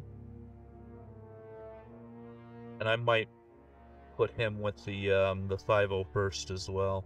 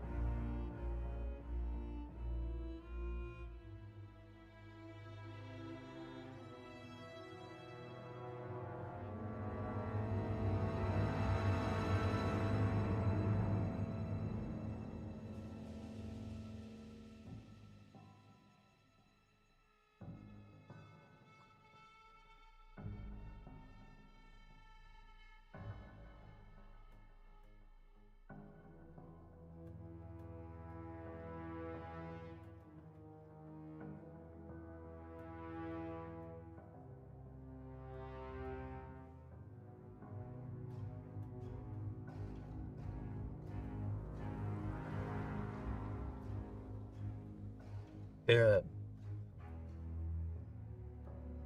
Oh, I lied. Some of this part of his, that arrow on his chest needs to be brightened.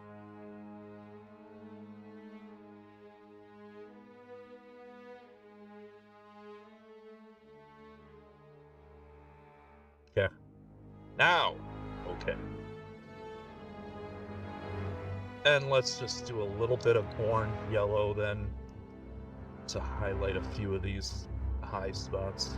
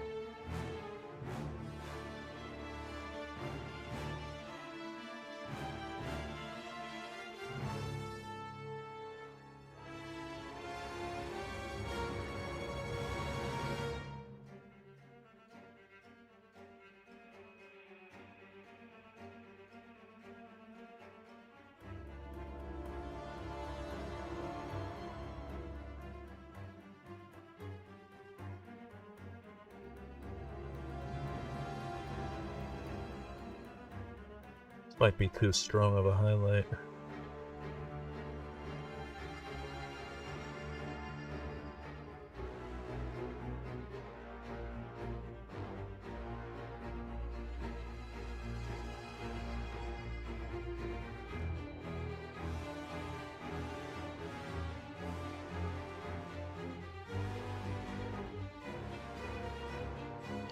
Maybe.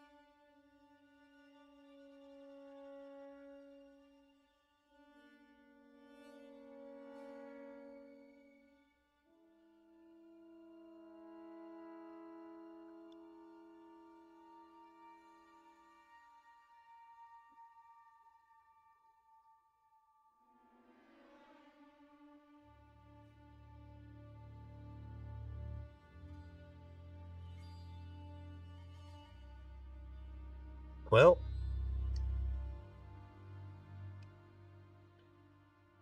that's a finished miniature.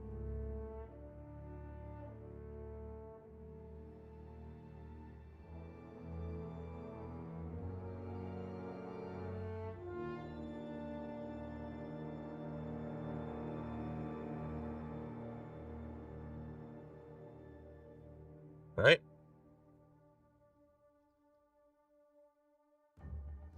Legs are done.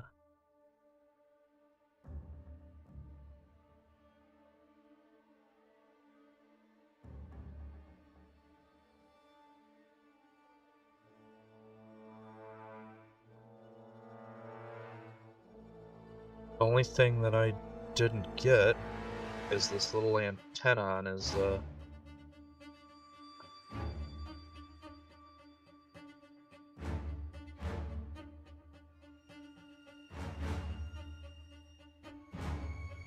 should have been orange.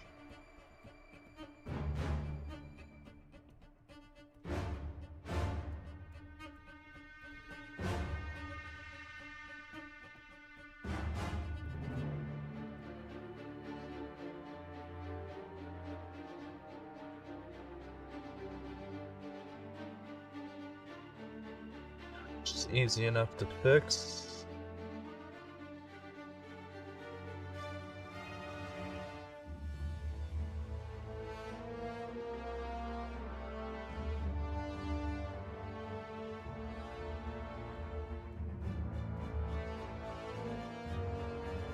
Then I guess if I want this antenna right here should be white.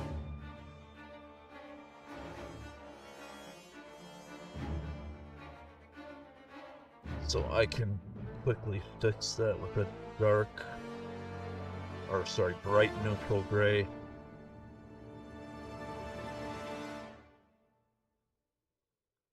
And a little bit of white blue.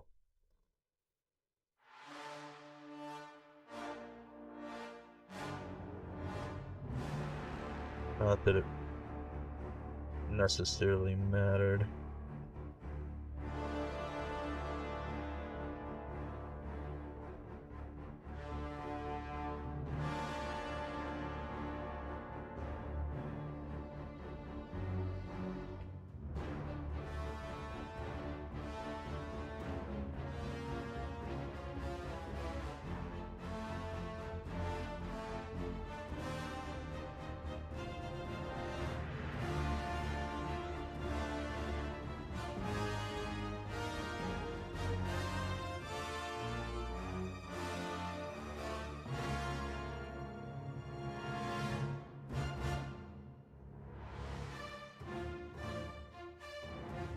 Like that.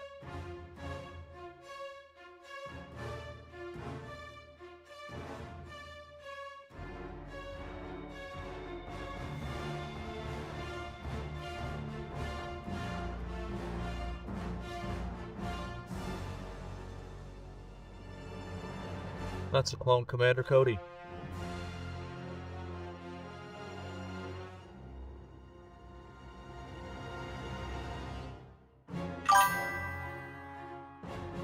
Thank you. Yeah, I dig it. Yeah, I like that too. Struggled a little bit, but in the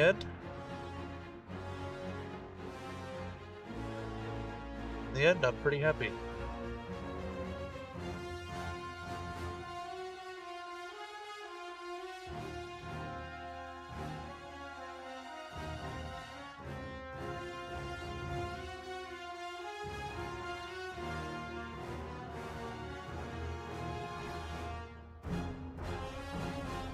Yeah.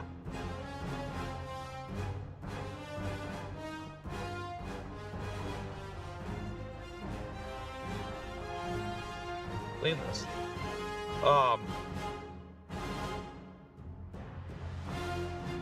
I think that might be it for me.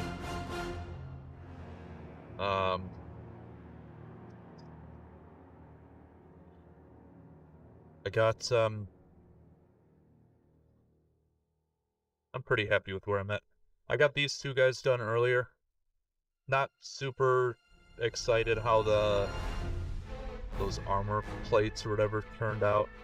My dry brushing was real sloppy and streaky.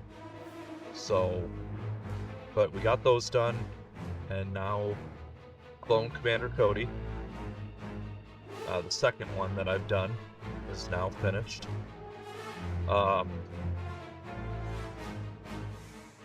But yeah, we're at about 4.5 hours. And I think we are gonna call it there.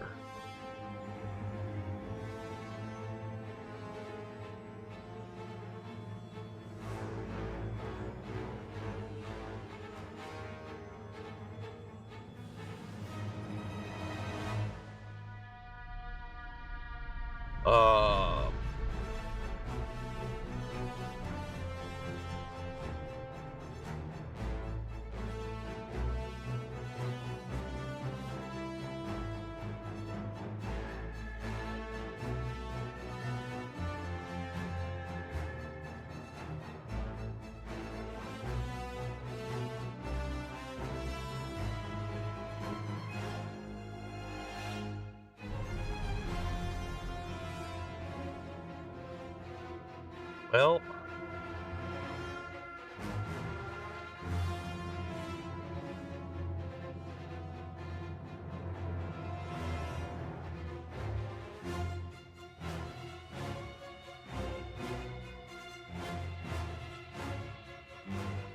actually quite a few people on.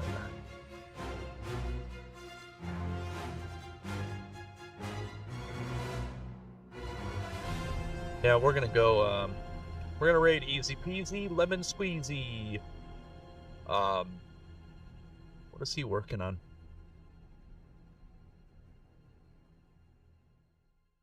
Space Marine, maybe? I can't tell. But that's where we're gonna go.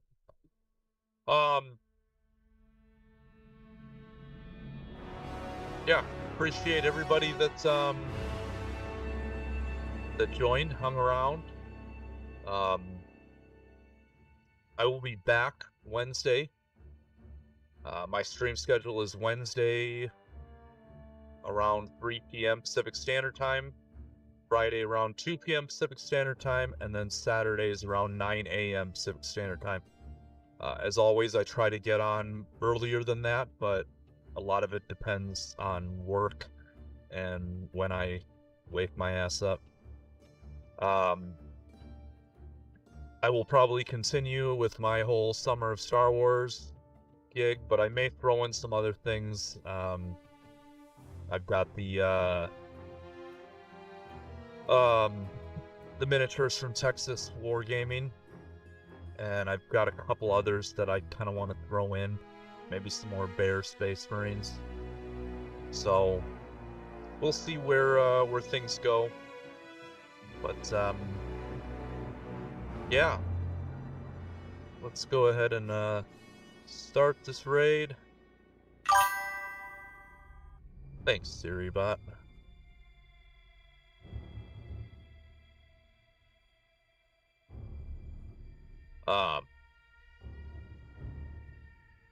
Yeah, so thanks everyone for hanging out, sticking around.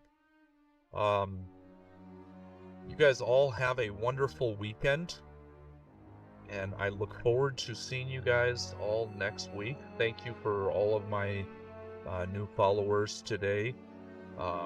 Gruesome Dread and Yito Rino. Thanks for those follows, and you guys have a wonderful weekend.